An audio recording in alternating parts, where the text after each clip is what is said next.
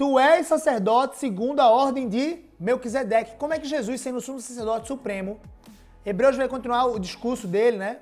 A carta aos Hebreus, dizendo que o sacerdócio da antiga aliança era limitado, porque era uma expiação de curto tempo, curta duração.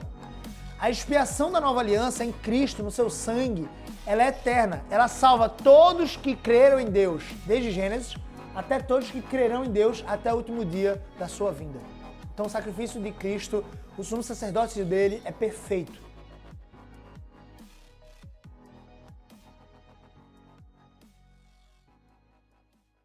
Fala galera, e aí? Tudo show com vocês? Estou muito feliz de estar de volta aqui. Eu passei 2 dias ausente das nossas lives do Área 1. Para você que não sabe, todos os dias às 7 horas da manhã geralmente. Hoje foi um pouquinho mais tarde porque eu precisei gravar outra live em outro canal. Mas enfim, eu tenho 2 canais que eu alimento todos os dias basicamente com uma live. E a live do Área 1 é essa live para te ajudar, com nada mais nada menos, a desenvolver a principal área da sua vida. A principal área de uma vida abundante é o seu relacionamento com Deus. As outras áreas são muito importantes, tá? Casamento, família, finanças, carreira, saúde, bem-estar, disposição, tudo isso é muito importante. Essas 5 outras áreas são muito importantes, mas nenhuma delas tem o peso de eternidade que a área 1 possui. A área 1, que é o seu relacionamento com Deus, é que leva a sua alma, digamos assim, para a eternidade, ou a ausência desse desenvolvimento do relacionamento com Deus, né? A sua ausência de desenvolvimento no área 1 te leva, infelizmente, segundo o que a Bíblia registra, para o inferno. Literalmente para longe de Deus, ausente de Deus. E eu quero te ajudar, literalmente, aqui com essa devocional. Gabriel, você é um pastor? Não, não sou um pastor, a não ser da minha própria casa. Sim, eu sou um pastor da minha própria casa, né? Meus filhos, minha esposa. Mas eu não sou um pastor, literalmente ordenado ou que fez teologia, cursou teologia, apesar de estudar sobre o assunto. Isso aqui não é um sermão, mas o intuito é compartilhar com vocês. Vocês devem considerar como um irmão que está querendo compartilhar com vocês algum conhecimento das Escrituras. E a gente geralmente está estudando o Evangelho segundo escreveu João, que é um evangelho belíssimo, muito interessante. E, sinceramente, eu gosto muito porque ele foca na deidade de Cristo. Ou seja, Jesus, ele é Deus. Ele foca na divindade de Cristo. Mas ontem eu estava voltando, né? Não sei se você me acompanhou lá nos stories, na verdade eu acho que eu nem postei nesse canal, postei só no outro, do Propagandista Essencial, mas enfim. E eu postei lá que eu estava chegando em casa, cheguei em casa ontem de Brasília, de um treinamento de 2 dias, mais ou menos 3h30 da manhã, 4 horas eu estava chegando em casa para descansar, então não deu tempo para descansar muito, porque hoje de 7h30 eu já comecei essa live do Propagandista Essencial, do outro canal, e agora estamos aqui, juntos, para meditar na Palavra de Deus. Geralmente eu faço esse exercício de meditar na Palavra de Deus antes mesmo de tomar café. Por quê? É um alimento espiritual e eu acredito que se eu vou me alimentar fisicamente, tem nada de errado em você comer antes, depois fazer esse devocional, ou para quem faz devocional de noite, não tem nada de problema. Mas para mim, faz muito sentido essa metáfora. Se eu vou alimentar o meu corpo, se eu sinto essa necessidade, geralmente a gente acorda com fome, eu preciso sentir a mesma necessidade, ou até maior até, de alimentar o meu espírito, de alimentar a minha alma, de conversar com Deus, de orar a Deus, de ouvir a sua voz através da sua palavra. Então, estou aqui com a Bíblia, né, aberta aqui. Você pode pegar uma Bíblia tradicional, ou simplesmente no celular, ou simplesmente no Kindle, como eu uso aqui, geralmente. O Kindle é legal que eu posso fazer anotações também, grifar. E aí eu vou ler aqui de forma diferente. A gente não vai dar continuidade hoje ao João, e eu quero fazer um parênteses, porque eu estava no avião ontem, e eu estava lendo esse texto. Estava voltando em Brasília, 2h30 mais ou menos de voo, e eu estava lendo esse texto, e esse texto me marca muito, velho. É um dos textos, se é que eu posso colocar dessa forma, que são, para mim, um dos mais marcantes, está no top 10 aí, dos mais marcantes de todas as Escrituras. E está lá no livro de Hebreus, finalzinho do Novo Testamento, né, pertinho ali, antes de Tiago, depois de, eu acho que, Filemon, alguma coisa do tipo. E está lá no epístola que escreveu Hebreus, aos Hebreus, na verdade, né, literalmente, os hebreus eram o povo que habitava ali em Canaã, em Israel, enfim. Então, a carta que algumas pessoas acreditam ter sido o apóstolo Paulo que escreveu aos hebreus, outros acreditam que foi Apolo, outros acreditam que foram, sei lá, Silas, enfim, que é Silvano, né, enfim. Mas o fato é que Hebreus no livro todo não revela quem escreveu, humanamente falando, né? Porque a Bíblia, nós sabemos, foi escrita ao longo de 16 séculos por mais ou menos 40 homens diferentes, inspirados todos eles por Deus.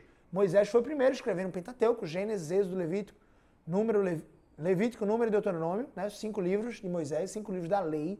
Depois entrou ali Davi, Salomão, enfim, teve muitos outros, Samuel, teve muitos outros autores, tá? E ali nos Salmos tem vários autores, depois teve Mateus, depois teve Malaquias, Jeremias, Ezequiel, vários autores, mais ou menos 40 autores, diferentes, humanos, cada um com sua característica. Deus preservou a característica de cada um deles, só que inspirando, dizendo exatamente o que eles iriam colocar, porque esse é um texto sagrado. Esse é um texto que traz vida ao coração da gente. Ele traz vida ao coração do ser humano, através da inspiração do Espírito Santo. Tem pessoas que vão ler a Bíblia, e mesmo sendo um texto sagrado, não vão raciocinar, não vão materializar, não vão tangibilizar a fé. Não vão ter fé, simplesmente. Vou ler a Bíblia aqui porque é um livro de sabedoria. Eu, inclusive, recomendo, tá? Se você é uma pessoa que não crê em Deus e não lê a Bíblia, desculpa, velho, você está deixando de ler o principal dos livros. Eu fui esses dias lá em Brasília, né, no shopping, a gente foi na hora do almoço, e estava tendo a Feira do Livro. E eu perguntei para a mulher do caixa, Feira do Livro, vários livros assim empilhados, eu fiz, aqui na Feira do Livro, eu estava precisando comprar uma Bíblia para dar de presente. Aqui na Feira do Livro tem o principal dos livros? Aí ela fez, qual? A Bíblia? Ela fez assim, não tem. Congelou um pouco. E eu fiz, caraca, velho, na Feira do Livro não tem Bíblia. Tudo bem, vamos lá. Eu não consegui comprar. Na livraria tinha algumas Bíblias, mas não eram do estilo que eu queria dar de presente, mas enfim, tá tudo certo. Na verdade não está muito certo, né? Era para ter Bíblia, mas enfim. Se você não lê a Bíblia, é o livro mais vendido da história. É o livro que tem o maior acervo bibliográfico original. Só para você ter ideia, não é nem bibliográfico, né? O maior acervo de documentos originais. O que é que caracteriza um documento original? Pode ser uma cópia, mas geralmente era escrito em pergaminhos, literalmente, antigamente, né?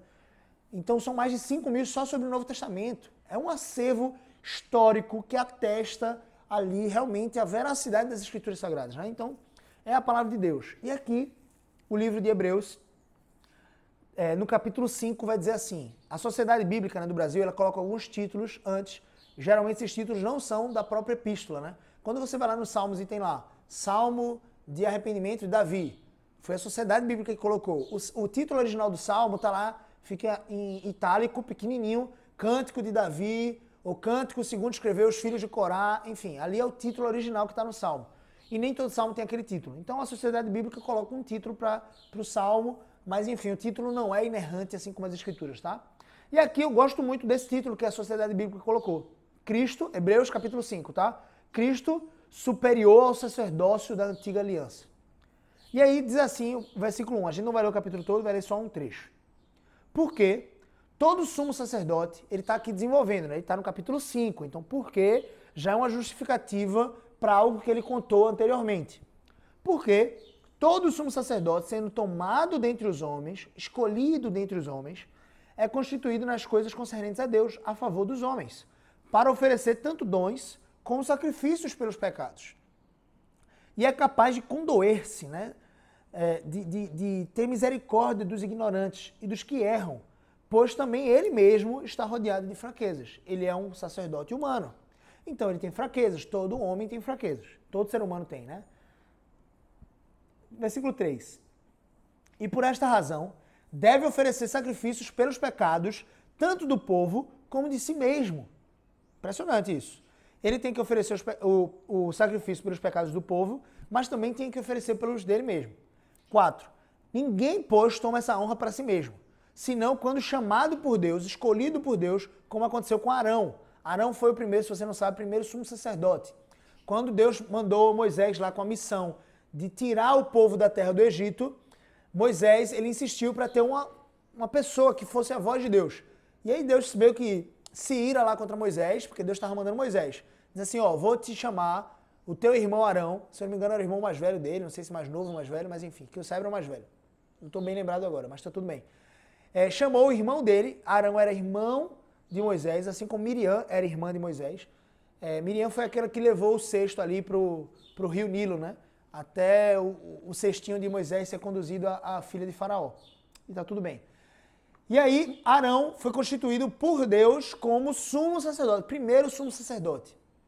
Primeiro sumo sacerdote que existiu. Então ele foi escolhido por Deus. Não foi ele que disse assim, Deus, me escolhe para ser sumo sacerdote. Vamos falar um pouquinho sobre isso daqui a pouco. Versículo 5, continuando aqui o texto. Assim também Cristo, agora ele entrou na figura do Messias. A si mesmo não se glorificou para se tornar sumo sacerdote, mas o glorificou aquele que lhe disse. Ou seja, quem glorificou ele foi aquele que disse para ele mesmo: tu és o meu filho, eu hoje te gerei. Como em outro lugar também diz: tu és sacerdote para sempre, segundo a ordem de Melquisedeque. Pô, Gabriel, tá ficando complicado, somos sacerdote, não tô entendendo bem, sacrifício por ele, pelo povo, rodeado de fraquezas. Daqui a pouco entra Cristo na parada e fala assim, ele não se glorificou, enfim, quem glorificou foi aquele que disse, quem o glorificou foi aquele que disse, tu és meu filho, e depois disse também, tu és sacerdote segundo a ordem de Melquisedeque. Como assim? Quem é Melquisedeque? Tá meio confuso, mas a gente vai explicar tudo, tá? Tem tudo a explicação. Versículo 7. Ele, Jesus, nos dias da sua carne, ou seja, nos dias que ele viveu aqui enquanto ser humano, lembra? Jesus nasceu lá em Belém, da Virgem Maria, foi uma obra do Espírito Santo na Virgem, né? Ela era virgem, né? Depois ela foi lá e casou com Moisés, ela casou com José, né, seu marido, teve Jesus, porque era inadmissível, ela iria ser difamada. Naquela época ela está grávida sem estar casada. Então, casou com José, mas até Jesus nascer, José não conheceu a sua esposa, não conheceu a nudez da sua esposa, não desfrutou do sexo com a sua esposa. Então, a Bíblia deixa muito claro isso, até Jesus nascer. Jesus nasceu, depois ela passou o resguardo ali, 40 dias, e José e ela foram ter uma vida de casal, né? Então ela deixou de ser virgem, minha gente. Inclusive, Jesus tinha irmãos de sangue, Tiago, Judas. Não é Judas Iscariote que o traiu, não. Era outro Judas. E tinha outros irmãos, certo? Maria teve filhos, que é natural, né? Uma mulher casada não vai ter filhos. Ou minimamente não vai fazer sexo com seu marido. É importante fazer, inclusive faz parte do mandamento de Deus. E aí, Jesus, nos dias da sua carne, ou seja, nos dias ali dos seus 33 anos, no período dos seus 33 anos, tendo oferecido com forte clamor e lágrimas, orações e súplicas a quem o podia livrar da morte, e tendo sido ouvido por causa da sua piedade, ou seja, ele foi ouvido porque ele era piedoso, porque ele era um homem segundo o coração de Deus, porque ele era obediente em tudo ao Pai, então ele era ouvido. Tem uma lógica aqui por trás, tá? Eu vou explicar isso daqui a pouco. Embora sendo filho, olha que interessante, ele pediu, né? Senhor, passa de mim esse cálice. Hebreus, o escritor aos Hebreus, tá falando daquela cena, que ele chora, velho, ele fica angustiado, porque a alma dele estava indo pro inferno durante 3 dias. Isso é muito pesado, né? O Filho unigênito de Deus, o Senhor da história, aquele por meio de quem tudo que foi feito se fez, o arquiteto de toda a criação, o majestoso Criador e por meio de quem Deus fez todas as coisas e para quem Deus fez todas as coisas. Se você não sabe disso, Deus fez o universo para o Filho, para Jesus. Ele é a pessoa mais importante do universo, ao lado do Pai e do Espírito Santo. A gente já explicou um pouquinho sobre a Trindade aqui, não foi? Então, o conceito trinitariano é um conceito de que Deus é um único ser, é um único Deus, nós somos monoteístas. Aquele que crê em Deus não é politeísta, crê em 3 deuses, não. É um Deus só, que se divide em 3 pessoas distintas, que têm funções distintas, numa relação perfeita, harmoniosa de autoridade e submissão. Olha que interessante.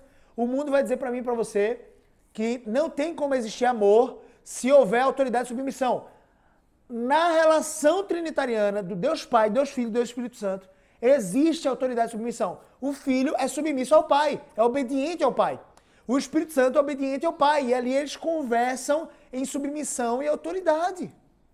Essa é a relação mais perfeita de todo amor. Inclusive, quando nós olhamos para essa relação de amor, do princípio, antes da criação do mundo, de Deus Pai, Deus Filho e Deus Espírito Santo, sendo perfeita essa relação, nós podemos então aprender como deve ser a minha relação com a minha esposa, com meus filhos, a minha relação com outras pessoas, com outras autoridades. Eu e você, nós temos autoridades instituídas sobre nós. O presidente do país, um juiz é uma autoridade, um guarda municipal é uma autoridade, um guarda de trânsito, um policial militar, um militar literalmente do Exército Brasileiro, da Aeronáutica, da Marinha, são autoridades sobre nossas vidas. E nós precisamos respeitar essas autoridades e ensinar os nossos filhos a respeitar essas autoridades. Quem foi a primeira autoridade que Deus colocou sobre a minha e sua vida?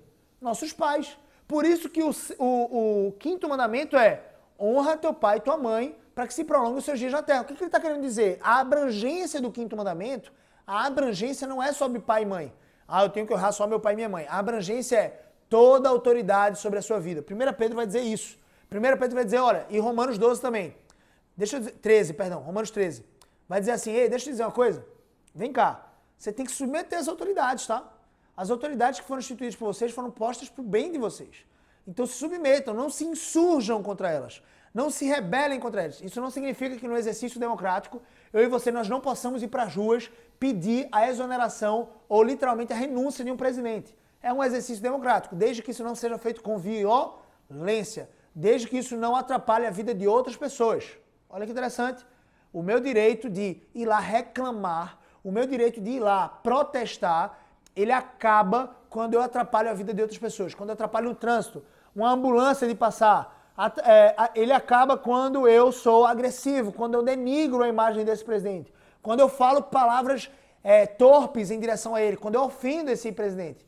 Veja, por mais que você ache que Dilma, ela merecia suas ofensas, por mais que ela, entre aspas, fosse digna das suas piadas, né? Beleza, ela se fazia digna disso. Ela meio que queria, né?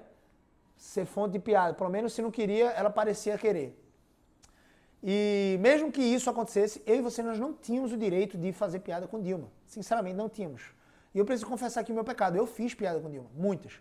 Mas ela era autoridade. Eu podia ir para ruas, protestar, pedir a renúncia dela, podia. Desde que não atrapalhasse, desde que eu não ofendesse a autoridade. O princípio bíblico é esse. Eu não tenho que ofender. Eu não tenho esse direito de ofender. Por quê? Quando eu maculo isso, quando eu ofendo a autoridade, eu estou ofendendo o princípio bíblico de que eu devo ser submisso à autoridade.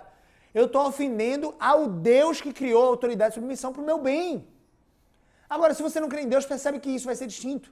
Se você não crê em Deus, você vai dizer, não, eu vivo a vida como eu quero, não tem certo e errado, e eu vou chamar Dilma de escambau 4 aí. É isso mesmo, vou chamar. Então eu não estou nem aí. Você não está vivendo uma vida que Deus quer que você viva. Obviamente, se Ele é o Criador de toda a Terra, se Ele mandou um mapa, um manual para que eu e você vivêssemos sobre Ele, literalmente aprendendo com Ele a viver de forma adequada e abundante, você está dissonante, tá? Está dissonante com esse padrão bíblico. Então, eu e você precisamos rever isso. Agora, se você não crê na Bíblia, se você não crê em Deus, você teoricamente não precisa rever nada. Por isso que não tem certo e errado para a sociedade sem Deus. Não tem certo e errado. Quando eu e você procuramos um terapeuta humano que vai usar uma psicologia com várias frentes humanistas, é engraçado isso, tá? Eu acho interessante isso. Um psicólogo cristão, ele não pode manifestar princípios bíblicos. Não estou me referindo à espiritualidade. Ele não pode manifestar assim, ó, Deus disse que isso é errado. Ele não pode dizer isso. Eu não estou dizendo aqui que ele vai tornar místico a parada. Ele só vai dizer assim, ei, você sabia que Deus considera isso errado, né? Ele não pode dizer isso, mas ele pode dizer assim, ei, deixa eu dizer uma coisa. Você sabe que isso não faz bem para você, né? Porque isso não te torna mais feliz. Então, assim, um psicólogo humano, um psicólogo que não tem princípios bíblicos e que não pode externar isso, já que, infelizmente, na nossa sociedade ele vai ser provavelmente caçado no Conselho Regional, né, de Psicologia, ele provavelmente vai ser caçado com 1 ou 2 denúncias, ele vai ser caçado porque ele está fazendo um exercício inadequado da função, ele simplesmente vai priorizar o seu bem-estar. Então, uma pessoa que procura o psicólogo é porque ele quer resolver um problema na sua vida, emocional, alguma lacuna, algum bloqueio. Ele precisa resolver isso, então ele procura um psicólogo. Geralmente é assim. Tem gente que procura um psicólogo só para conversar? Tem. Mas geralmente é mais raro. Geralmente você procura um especialista quando você está precisando de ajuda. Quando você reconhece que está precisando de ajuda. Então esse psicólogo ele vai te ajudar como? Se ele for humanista. Se ele seguir uma linha freudiana, que não tem certo e errado, ele vai dizer o seguinte, ó, bicho, seja feliz. O que é que te faz feliz? Ah, não, me faz feliz trair minha esposa. Seja feliz. Ah, não, Gabriel, veja. Deixa eu dizer uma coisa, trair sua esposa não vai atrair boas energias. Se ele falar isso, ele não é caçado. Se ele falar, ó, Gabriel, trair a sua esposa, deixa eu dizer uma coisa, é errado diante de Deus. Aí ele vai ser caçado. É mais ou menos isso. Não vai trazer energias boas para você, não sou caçado. Deus condena o adultério, não, eu sou caçado. É impressionante isso. Olha como o mundo, o sistema do mundo, ele se revolta contra Deus. É isso. Ele se revolta contra tudo que é verdadeiro em Deus. Por quê? Tudo que macula, ou tudo que é como se fosse uma penumbra de Deus, a energia. Vamos falar que Deus é um amor e que não existe um Deus verdadeiro que vai condenar. Vamos falar sobre isso. Aí Satanás se agrada. Por quê? É uma religião que afasta as pessoas de Deus. É uma falsa religião, literalmente. É uma religião que, Satanás está tranquilo em relação a isso. Por quê? Ele sabe que aquela religião está afastando as pessoas do Deus verdadeiro. Tudo que ele quer. Então ele apoia. Agora vai falar de Jesus na escola. Vai falar de Jesus na escola pública. Vai lá. Eu estou falando de Jesus aqui no Instagram, de repente daqui a pouco minha conta é bloqueada, não sei. Se alguém me denunciar 2, 3 vezes dizendo assim, Gabriel tá falando muito sobre pecado, viu? Vai lá no Instagram. O dono do Instagram vai lá e bloqueia a minha conta. Isso pode acontecer. Aí eu vou começar a fazer só live no YouTube, tá tudo certo. Se você não sabe, essas lives do Área 1 todas vão pro YouTube gravadas, tá? Mas de repente eu vou começar a fazer live gravada lá, ao vivo lá. Então assim, sinceramente, existe um sistema contra o Deus verdadeiro. Esse sistema foi arquetipado por Satanás para confundir as pessoas. Tá tudo bem, porque aqueles que são do Senhor não são confundidos, eles creem na palavra, eles vivem segundo a palavra. Mas percebe esse padrão de não existir certo e errado? Quando você não tem certo e errado, você caminha numa areia movediça. Você vai afundando à medida que você vai dizendo não tem certo e errado. Existe um padrão certo e errado. Quando o humanismo, né, vai dizer que não existe verdade absoluta, né, um gnóstico, alguma coisa do tipo, ele está partindo do pressuposto que a verdade de que não existe uma verdade absoluta é absoluta. Se você questiona a verdade absoluta de que não existe verdade absoluta, ele faz, opa, não. Isso é uma verdade absoluta. Percebe? As pessoas, os seres humanos, precisam de verdades absolutas. Precisam de verdades absolutas. Então, mesmo que o cara seja gnóstico, ateu, não crê em Deus, ele vai dizer, não existe verdade absoluta. Não existe certo e errado. Existe aquilo que te faz bem, existe aquilo que te faz mal. Então, vai lá, adultera sua esposa. Então, vai lá. Entra na prostituição. Então, vai lá. Vende seu corpo. Se isso te faz feliz, mas felicidade não é prazer. A gente confunde isso. Felicidade é viver um padrão de Deus que Ele determinou para as nossas vidas. Quanto mais eu cresço em santificação, quanto mais eu cresço em me tornar parecido com Cristo, mais eu colho obediência, mais eu colho felicidade. A gente vai ver isso aqui. A gente já viu em Hebreus 1:9, Hebreus 1, capítulo 1, versículo 9, que diz assim, as escrituras dizem assim, Jesus obedeceu a Deus, autoridade de Deus Pai, submissão de Deus Filho, obedeceu a Deus e Deus ungiu a Jesus com óleo de alegria. Eita, Stephanie, seja bem-vinda, tá? Todos aí são muito importantes, mas Stephanie aí, coisa boa, teve no último Conversa Impacto, inclusive vai estar agora, dia 14, a gente vai ter outro evento aqui em Recife chamado Conversa Impacto, onde eu falo sobre a área 1, sobre a área 2, casamento, área 3, família, eu falo sobre a área 4, finanças, área 5, carreira e área 6, saúde e disposição. Eu falo sobre as 6 áreas de uma vida abundante, como você montar um mapa de uma vida abundante, e eu também falo no evento, né, no Conversa Impacto, sobre 3 pilares. 3 pilares que vão permear essas 6 áreas. Inteligência emocional, sabedoria bíblica e habilidades e competências. Esses três pilares vão governar ali as 6 áreas da sua construção de vida abundante. Eu creio que Jesus veio para que nós tivéssemos uma vida abundante. E essa vida abundante é possível apenas com Cristo. E esse Jesus, ele nos ensina como construir uma vida abundante através da sua palavra. E a gente vê isso tudo no Conversa Impacto. É um evento de um dia de imersão que é pancada. Stephanie pode falar aí um pouquinho mais. Mas é isso, legal, Stephanie, que você está aqui, tá? Então assim, vamos continuar aqui. Eu estava explicando sobre um padrão de absoluto, né? Um padrão de verdade. E aqui a gente parte de um pressuposto de que a palavra de Deus é verdade. E ele diz aqui, ó, ele, Jesus, nos dias de sua carne, a gente voltou para o versículo 7 do capítulo, sim, o capítulo 1, versículo 9, diz que Jesus escolheu o óleo da alegria, né? Eu parei para falar sobre Conversa Impacto e me confundi. Óleo da alegria, ou seja, quando ele obedeceu a Deus em todas as coisas, porque Jesus foi perfeito na sua obediência, quando ele obedeceu a Deus em todas as coisas, o que é que aconteceu? Ele colheu plenitude de felicidade, óleo da alegria.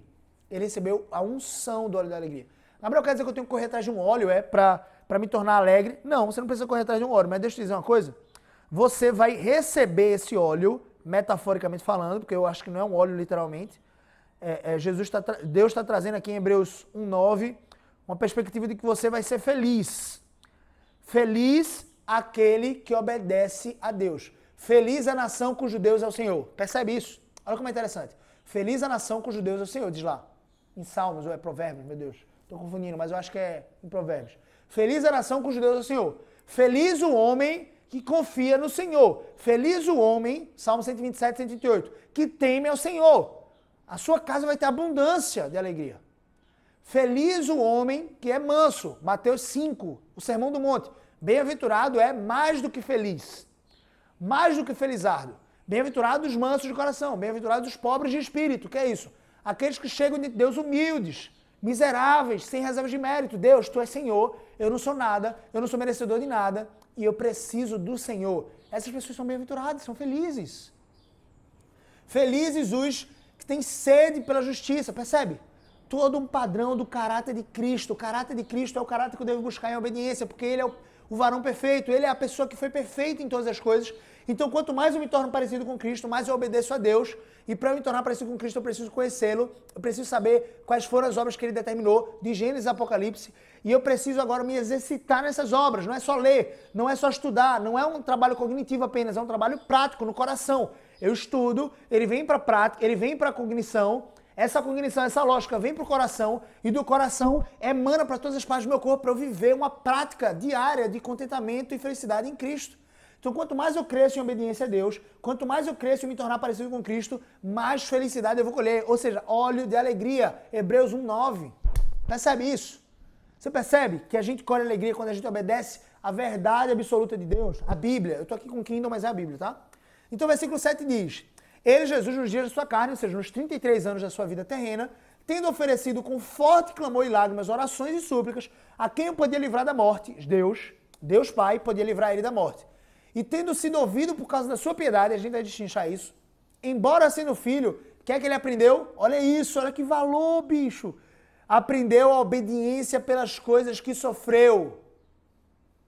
Eu vou destrinchar isso daqui a pouco. E tendo sido aperfeiçoado, tornou-se... aquele que é perfeito foi aperfeiçoado na obediência. Isso dá um bug, né, no nosso cérebro. Pã! Dá um bug assim. E agora, velho? Como assim? Aquele que era perfeito foi aperfeiçoado? Vamos explicar isso. Ou tentar explicar isso, tá? São conceitos muito altos. Na minha limitação teológica, eu vou me reservar o direito de mudar de opinião em algum momento da minha evolução teológica. À medida que eu desenvolvo a área 1, mais eu conheço de Deus. E aqui eu vou trazer, óbvio, para vocês o conhecimento que eu tenho hoje desse texto, tá? Então amanhã, daqui a 1 ano, 2 anos, pode ser que eu evolua nesse texto, em vários outros, e eu vou continuar trazendo aqui conteúdos para vocês, se Deus quiser, através do Instagram. Espero que eles não bloqueiem minha conta, já que eu falo a verdade das Escrituras Sagradas. Mas enfim, se não for Instagram, vai ser no YouTube, vai ser em alguma plataforma, e vamos embora, vamos detonar, tá bom? Então é o seguinte, embora sendo filho, ele aprendeu a obediência para as coisas que sofreu. E tendo sido aperfeiçoado, tornou-se, olha, ele se tornou o autor da suprema salvação do homem. Olha, se não tem certo e errado, por que eu preciso ser salvo, Gabriel? Se você é agnóstico, você não deve... Você devia estar aqui na live, beleza. Mas deixa eu dizer uma coisa. Aqui a gente parte do pressuposto que Deus, ele considera todos nós pecadores, porque todos nós somos pecadores. É fácil te convencer que você é pecador. Se você transgride um dos mandamentos de Deus, se você desobedeceu aos seus pais, se você mentiu em algum momento da sua vida, você é pecador. Miserável pecador. E o seu pecado é cometido contra um Deus infinitamente bom e justo. E o seu único pecado, é claro que você não cometeu um único pecado, ele é suficiente para te lançar eternamente no inferno. É isso. E você é digno do inferno eterno, tá? Do fogo ardente ali, que consome e não consome ao mesmo tempo. Ou seja, você vai continuar vivo, sofrendo as dores da morte todos os dias, por uma eternidade inteira. Isso é o inferno. Então, eu e você, nós somos dignos do inferno. Nós merecemos o inferno pela nossa rejeição a Deus, pelo nosso pecado. Só que ele nos salvou. Nos salvou quem, Gabriel? Aqueles que creem em Cristo, no seu Filho. Aqueles que creem no sacrifício de Jesus por nós. Então ele nos salvou. Olha isso! Jesus tornou-se o autor da salvação eterna para todos que lhe obedecem. Crer em Deus, crer em Cristo, não é suficiente do ponto de vista cognitivo. Eu acredito que Jesus existe. Gabriel, eu acredito que Deus existe, que existe um Deus. Eu acredito, eu não sou ateu. Mas se você não obedece a Jesus, se você não conhece a Jesus, se você não medita nas Escrituras para saber o que é que ele diz, você não obedece, você não crê de verdade. Porque Tiago vai dizer, até Satanás crê em Deus e treme. Você diz que crê em Deus, deixa eu dizer uma coisa para você, Satanás não duvida que Deus existe não, meu filho. E outra, Satanás faz mais que você. Satanás crê e treme diante de Deus. Como assim treme? Porque ele sabe que ele está penado para o inferno eternamente. Tá lascado o bicho. Ele não vai ser o cara lá do tridente e vai ficar rindo com você lá no inferno. Ele vai ser o cara que mais vai sofrer no inferno. Ele vai ser o anjo, o arcanjo que mais vai sofrer no inferno. O anjo caído, né? De todos os anjos, de todos os humanos que vão para o inferno, aqueles que rejeitaram a Deus, aqueles que não creram em Cristo, não só na cognição, mas também no coração, na obediência, esses vão para o inferno. E deixa eu dizer uma coisa, Satanás vai ser o que mais vai sofrer no inferno. Então, ele se tornou o autor da salvação eterna para todos que lhe obedecem, tendo sido nomeado por Deus sumo sacerdote, segundo a ordem de Melquisedeque. Esse texto já é muito denso, a gente vai parar por aqui e eu vou começar agora a destrinchar versículo por versículo. A gente já abriu muita coisa, mas eu vou agora começar a destrinchar versículo por versículo, tá? Valeu, obrigado, Nayara. Caramba, como isso é combustível para mim, tá? O motivo de eu estar aqui realmente não é os elogios, não é os encorajamentos, eles são muito importantes. Mas o motivo de eu estar aqui é porque eu quero fazer com que as pessoas creiam em Deus. Esse Deus tão maravilhoso que salvou minha vida, ele é capaz de salvar a sua também. Aquele Deus tão maravilhoso que me deu significado, que me deu propósito, que me mostrou quem eu sou, a minha identidade, ele é capaz de fazer isso por você também, se você crer.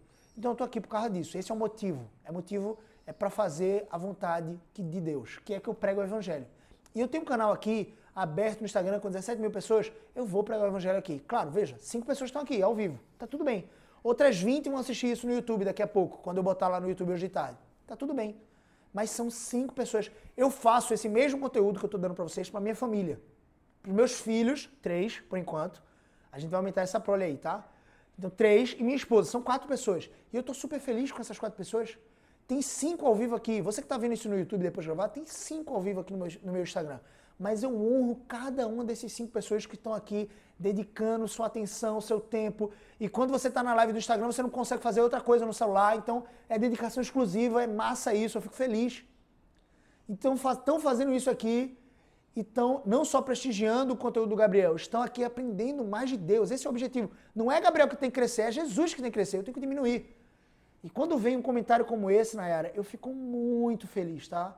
Fico muito feliz porque é um combustível. É como se você estivesse colocando mais, literalmente, gasolina no meu tanque. Eu fico feliz e me movo ainda mais com mais ação, tá? Fico feliz. Obrigado. Galera, se vocês curtirem, tem uma palestra que eu fui que foi muito interessante. Que era o seguinte, ao invés de a galera estimular palmas, tá? Palmas, porque quando o cara faz palmas, salva de palmas. Gostei muito do conteúdo, salva de palmas. O palestrante tem que parar a palestra para receber as palmas. Então o palestrante lá inventou uma coisa muito massa, que foi assim, olha, quando você estiver curtindo algum assunto que eu estiver falando aqui na palestra, o cara era muito bom, ele sabia que a galera ia curtir. Você faz assim, ó, estala os dedos. Estala os dedos um pouquinho, para eu saber que você está curtindo aquele conteúdo. Aí era engraçado, quando ele fazia um assunto massa, a galera fazia, aí ficava uma chuva de estalar de dedos, ele não parava a palestra, porque não é um barulho de salva de palmas, ele não ficava constrangido de ter que parar a palestra para depois retomar, ele continuava ali, mas ele sabia que aquele conteúdo foi muito relevante para a audiência. Aqui no Instagram não tem como você fazer isso, né? Só se você fizer em casa, mas mesmo assim eu não vou ver. Mas tem como você mandar coraçãozinho. Então se você está curtindo o conteúdo, um conteúdo específico, se você curtiu, manda um coraçãozinho que eu vou saber que você está engajado, está entendendo e está aprendendo com isso, tá bom? Então, Nayara, obrigado, tá? Eu posto lá no YouTube sim. O canal do YouTube lá é o Gabriel CBO, igualzinho aqui no Instagram, tá? Também fico muito feliz. Obrigado, Nayara. Vamos lá.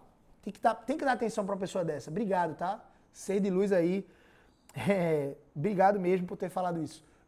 Então, galera, vamos lá. Obrigado pelos coraçõezinhos aí. Mas eu posto lá no YouTube. Todas as minhas lives eu posto no YouTube. Tem muito conteúdo lá também, sobre carreira, sobre outras áreas. Sempre que eu fizer uma live sobre a área 1, relacionamento com Deus, eu vou colocar lá, área 1. Sempre que eu fizer uma live sobre casamento, eu vou colocar área 2. Família, área 3. Conversa Impacto são 6 áreas, tá? Conversa Impacto é o meu treinamento de imersão de um dia que eu falo sobre 6 áreas. Então, área 4 vai estar lá finanças. Área 5, carreira. Área 6, saúde, hábitos saudáveis, enfim, tudo isso, beleza?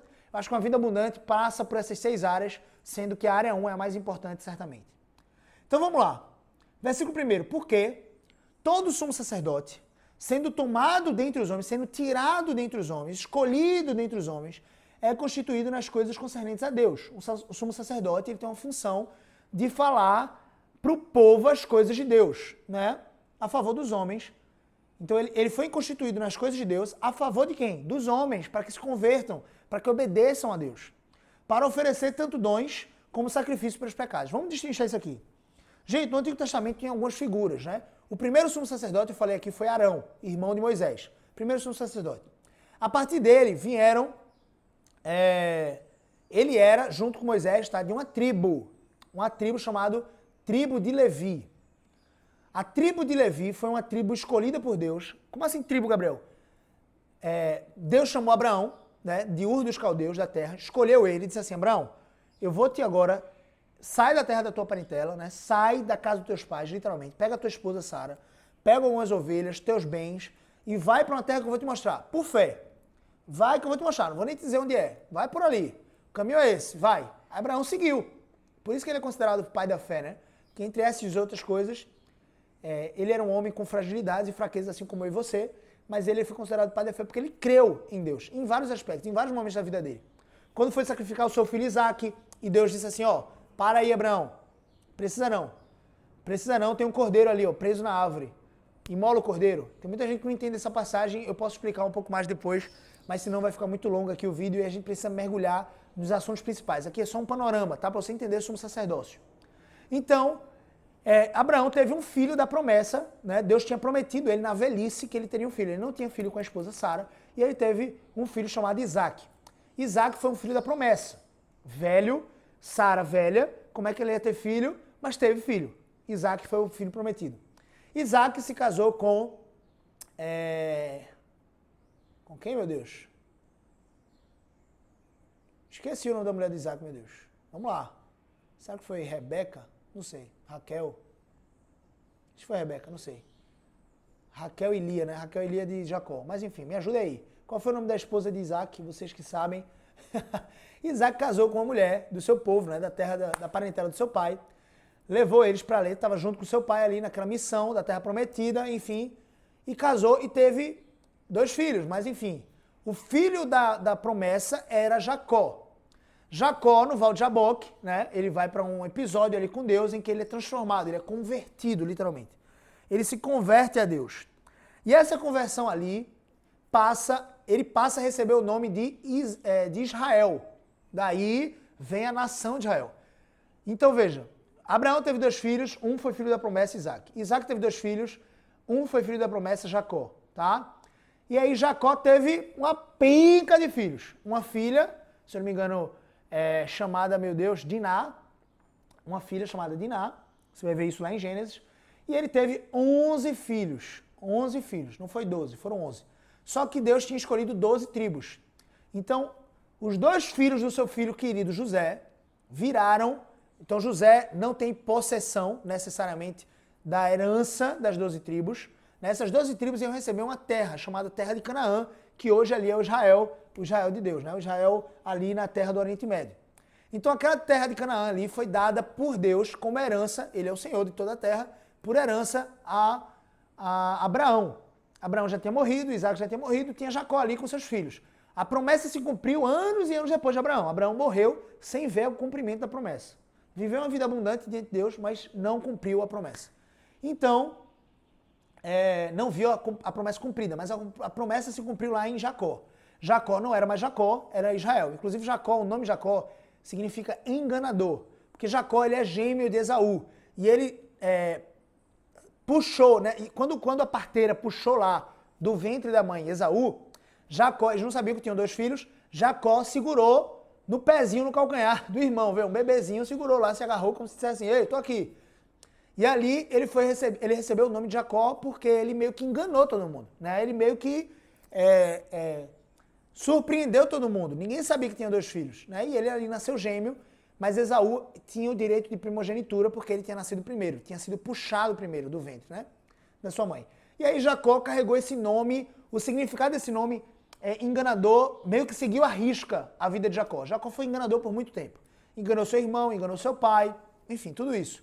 E aí no Val de Jaboque ele se converte de fato, ele tem um encontro com Deus, marcante com Deus. E ali ele recebe o nome de Israel.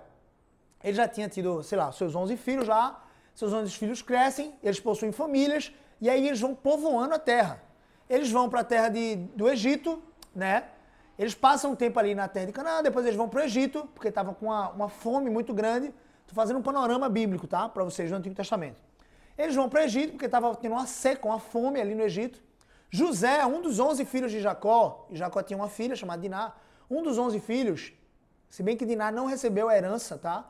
A herança eram só para os filhos, era, enfim, a vontade de Deus que fosse assim, era a cultura da época que fosse assim. Então a herança foi dividida para os 11 filhos, e José dividiu meio que a herança dele com 2 filhos dele. Então eram 12 tribos de Israel, tá? As 12 tribos surgiram assim. Resumo da ópera, eles foram para o Egito, ficaram lá, porque seu filho José tinha sido mandado como escravo, vendido como escravo pelos seus irmãos. Seus irmãos disseram para Jacó que José tinha morrido, só que José tinha sido enviado para o Egito. Ele vai ali para a casa de Potifar, ele sai de escravo, vai para a casa de Potifar, começa a governar a casa de Potifar. A esposa de Potifar era um general do governo egípcio, né?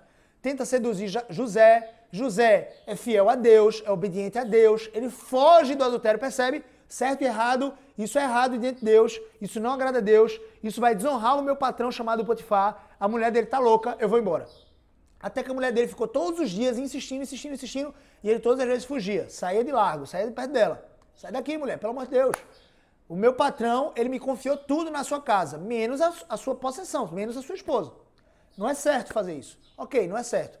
A mulher dele arma um trama, né, arma um drama lá, ele meio que foge, precisa fugir, ela meio que se agarra com ele deixa as roupas.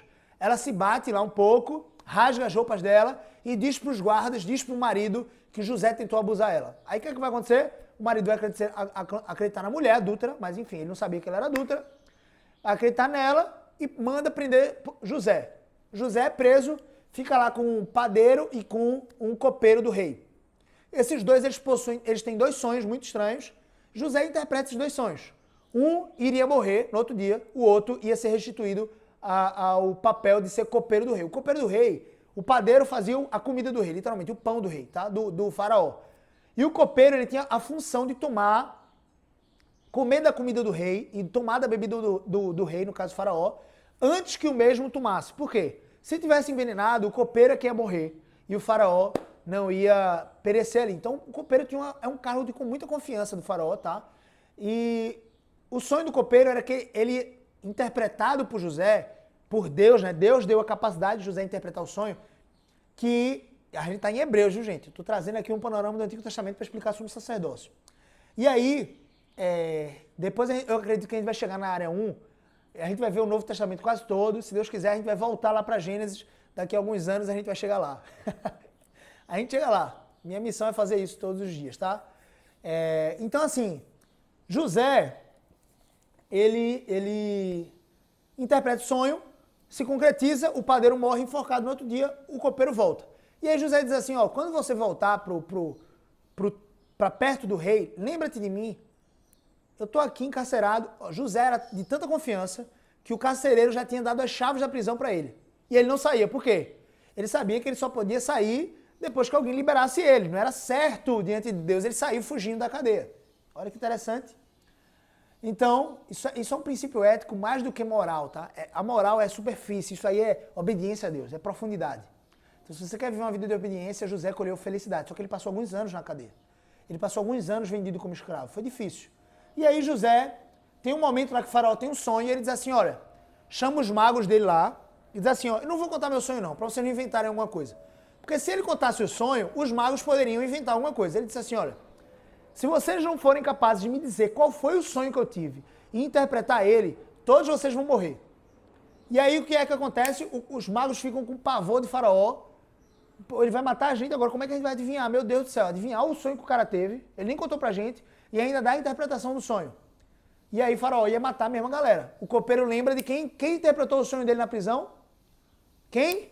José. Aí o copeiro lembra, faraó, meu senhor, tem um homem lá na prisão há anos atrás, o miserável esqueceu de José anos, tá? Anos. José passou pelo sofrimento da prisão.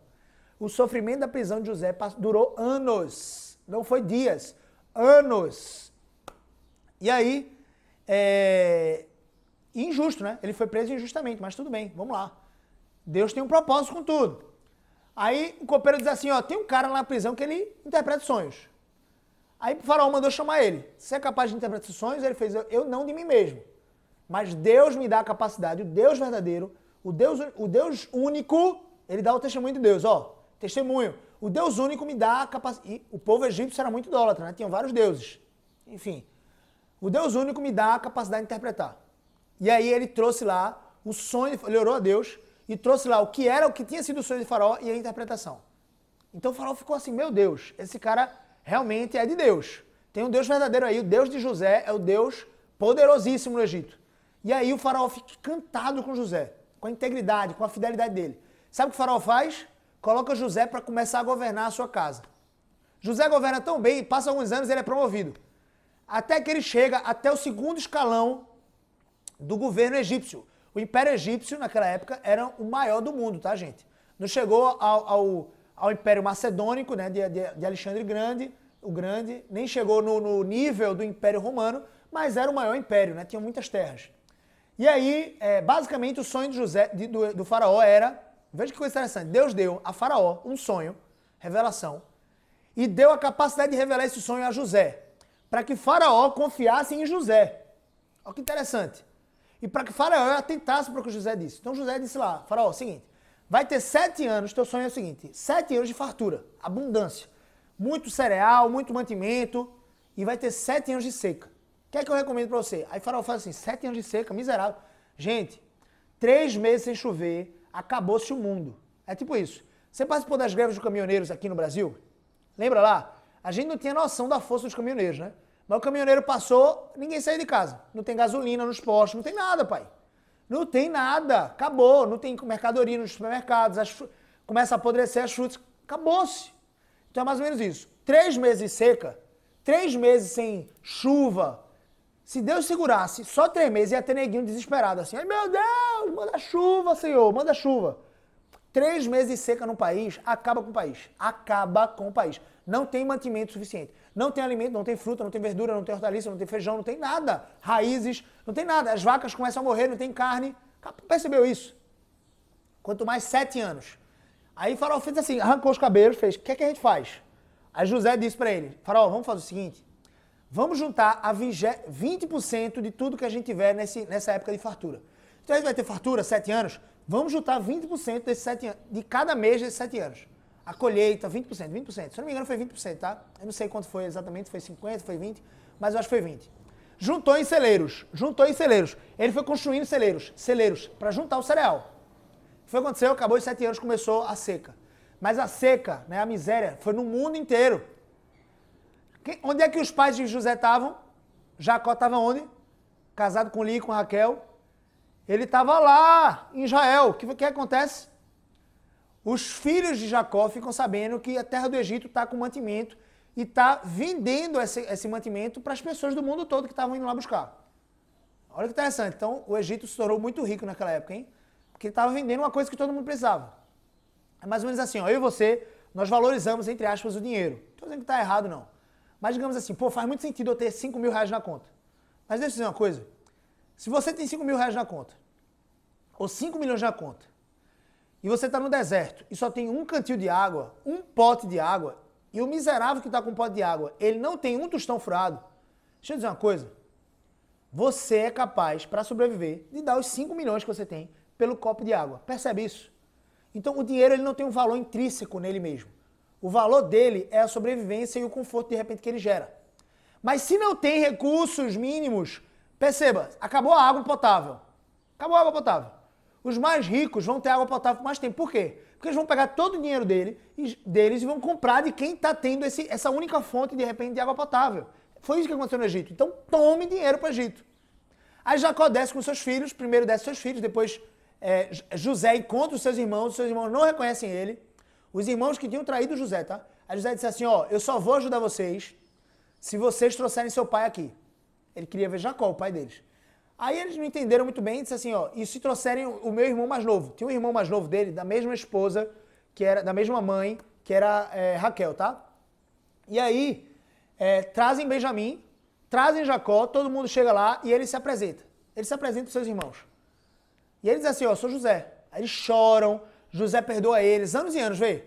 Os irmãos venderam ele como escravo, porque tinham inveja dele. Ó que forte. Meu Deus, que história linda.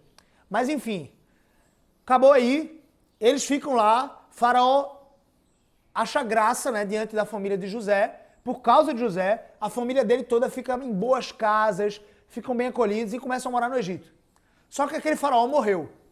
O faraó subsequente morreu.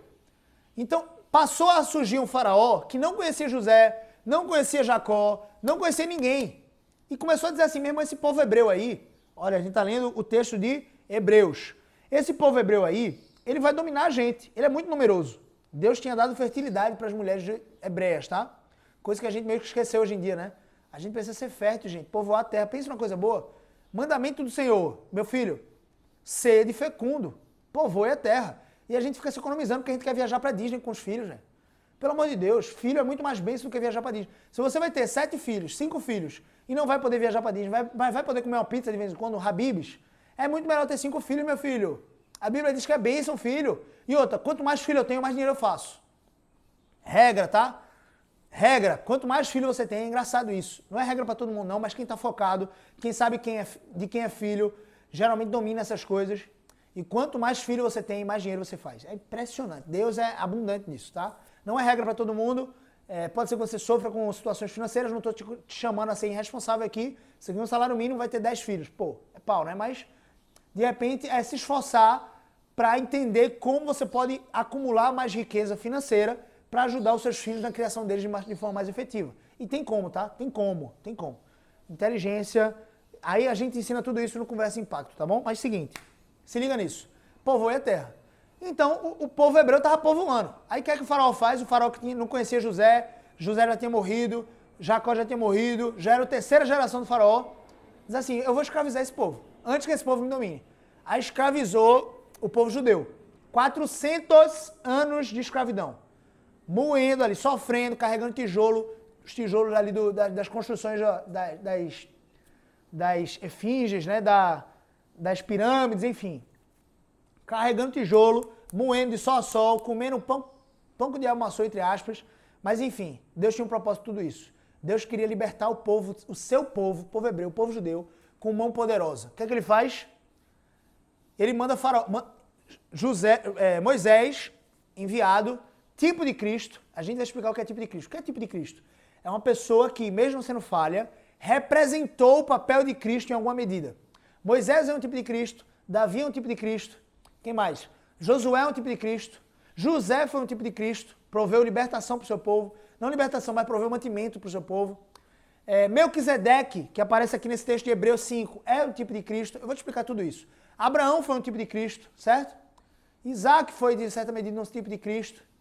Jacó. Então tem vários tipos de Cristo, né? Moisés foi um tipo de Cristo. Ele ia ser usado por Deus para libertar o povo, percebe? Das mãos poderosas que o escravizavam. Trazendo a ilustração para a nossa realidade hoje, o que é que nos escraviza? O pecado. Quem é que é o nosso libertador? Jesus Cristo nos liberta do pecado. Moisés estava libertando o povo, sendo usado por Deus, só Deus mesmo para usar ele, sendo usado por Deus para libertar o povo das mãos de quem o escravizava. Quem nos escraviza hoje? O pecado. Quem é que nos liberta disso? Jesus, percebe? Por isso que Moisés é um tipo de Cristo. Então Deus chama Moisés na sarça ardente e diz assim, Moisés, vem cá, eu tenho a missão, você tem que libertar o povo. Mas Faraó não vai acreditar, o povo não vai acreditar, eu vou dizer que quem me enviou. Aí Deus diz assim, ó, diga que eu sou o que sou, te enviou. Deus se define como eu sou o que sou. Olha a grandeza de Deus, meu Deus. Eu sou o que sou. No Evangelho de João que a gente está lendo, a gente vai ver Jesus utilizando essa mesma expressão no hebraico, tá? Eu sou. O mesmo eu sou que Deus utilizou lá para Moisés, Jesus utiliza. Os fariseus enlouquecem, os religiosos da época enlouquecem. Assim, ele está dizendo que ele é que nem Deus. Espera aí, vamos matar esse homem, porque ele é um homem, ele nasceu de Maria, é filho de José. Enfim, Jesus era o próprio Deus e eles não conseguiam ver. Perceba isso. A gente vai caminhando aqui para o final. Perceba isso. Eu estou explicando tudo isso para explicar o sacerdócio.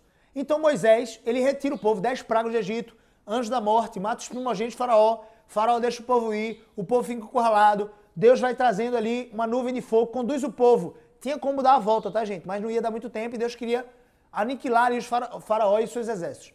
O Faraó decide ir atrás de Moisés de novo, apesar da 10ª praga, decide ir atrás de Moisés. Meu Deus, o povo começa a murmurar, povo miserável esse povo, viu? A gente é assim, tá, gente? Coração murmurador. Pense como eu e você, nós temos a capacidade de murmurar das coisas de Deus. Deus acabou de enviar as pragas, acabou de libertar a gente, aí o Faraó tá vindo atrás da gente, sabe o que a gente faz? Se desespera. Ai, meu Deus, Deus acabou de prover um livramento para você absurdo. Vem outra situação, 15 minutos depois você diz, meu Deus, o que é que vai ser de mim? Era melhor ter morrido naquela hora mesmo. Murmurento. Ah, miserável, murmurador. Murmurento não existe não, foi eu que inventei agora. Mas vê, seguinte, o povo começa a se espremer ali diante do mar vermelho, né? Do mar vermelho, isso mesmo. E aí, Moisés diz assim, Senhor, e agora? O povo está murmurando, está dizendo que era melhor ter morrido, vai morrer agora aqui no campo, no deserto. O que é que a gente faz? Aí Deus diz assim, ó, Bate na rocha aí com o teu cajado que eu vou abrir o mar. É o quê? Moisés vai lá e bate. O mar se abre. É até bonitinho, né? Que naquele filme de desenho de Moisés, passa uma baleia assim, na parede do mar. O mar se abre e eles passam a pés enxutos. Não tinha uma gotinha de água não, pé enxuto. Aí Faraó vai até o meio do caminho e o mar fecha no exército dele. Eu não sei se Faraó estava dentro do mar ou não estava. Tem algumas histórias que contam que sim, que não. A questão é que Êxodo, o livro lá, bíblico, que é o único registro histórico que nós temos disso, não deixa muito claro se Faraó morreu ou não, mas o exército dele morreu. Então o povo passa pés enxutos no mar e o mar engole o exército de Faraó. Simples assim. Agora o povo estava no deserto. 12 tribos, o povo já tinha se expandido, já estava mais ou menos no número de 600 mil pessoas. Vê, uma família, Jacó, teve 12 filhos e esses 12 filhos, depois de 400 anos, estavam em 600 mil pessoas. Isso para a época era muito, tá, gente? A população não era que nem hoje, 7 bilhões de habitantes na Terra. Tinha menos que isso, né? Então 600 mil era muito número, muito grande. E às vezes, e 600 mil, se eu não me engano, era o número de homens. Então era mais ou menos 1 milhão e 300 aí, se você calcular mulheres e crianças, 1 milhão e 300, 1 milhão e 400 hebreus que estavam ali no deserto agora, em 12 tribos, separados em 12 tribos. Essas 12 tribos são os 12 filhos de Israel. Eu expliquei tudo isso para dizer o seguinte, uma dessas tribos, que em volta eu dei, hein? Desculpa, sou prolixo mesmo, desculpa, é minha limitação. Mas eu acho que você aproveitou essa jornada aí. Um dessas 12 tribos era a tribo de Levi. Quem é que fazia parte da tribo de Levi, gente? Moisés fazia parte da tribo de Levi, Miriam, sua irmã, fazia parte da tribo de Levi, e Arão fazia parte da tribo de Levi. O que acontece? Arão é escolhido por Deus para ser o primeiro sumo sacerdote. Podia ter sido Moisés? Podia, mas foi Arão. Tá tudo certo. Moisés era levita, e os levitas, eles não iam ter herança na terra. A terra prometida, né, Canaã, ia ser dividida em 11 tribos. E a 12ª tribo ia meio que viver alojada nas outras 11. E essa 12ª tribo, que é a tribo de Levi, eles iam receber a 10ª parte da contribuição da colheita, do mantimento, dos animais das outras 11 tribos. Percebe isso? Então as 11 tribos iam trabalhar nesse exercício de aumentar suas posses, né? Melhorar sua colheita, cada vez mais a inteligência. Um homem inteligente, ele faz assim, esse ano eu colhi 3 toneladas. Como é que eu faço para ano que vem eu colher 5? Como é que eu faço para ano que vem eu colher 10? O homem inteligente, ele faz isso. O ser humano inteligente, ele está assim, ó, atento. Como é que eu faço para sair de 5 mil e ganhar 10? Como é que eu faço para sair de 10 e ganhar 20? Isso vai sacrificar outras áreas da minha vida? Vai sacrificar. Então não é esse o caminho.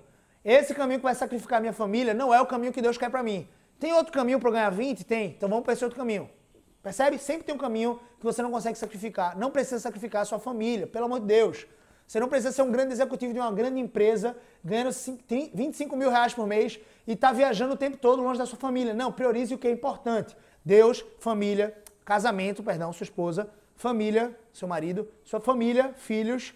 Priorize. Aí depois vem finanças, depois vem carreira, que é propósito, e depois vem saúde, tá bom? Mas a saúde é importante, a saúde ajuda todas as outras coisas. Eu acredito que pode te ajudar também você se exercitar, você cuidar da sua alimentação. É uma responsabilidade que Deus te chama também, tá? E me chama.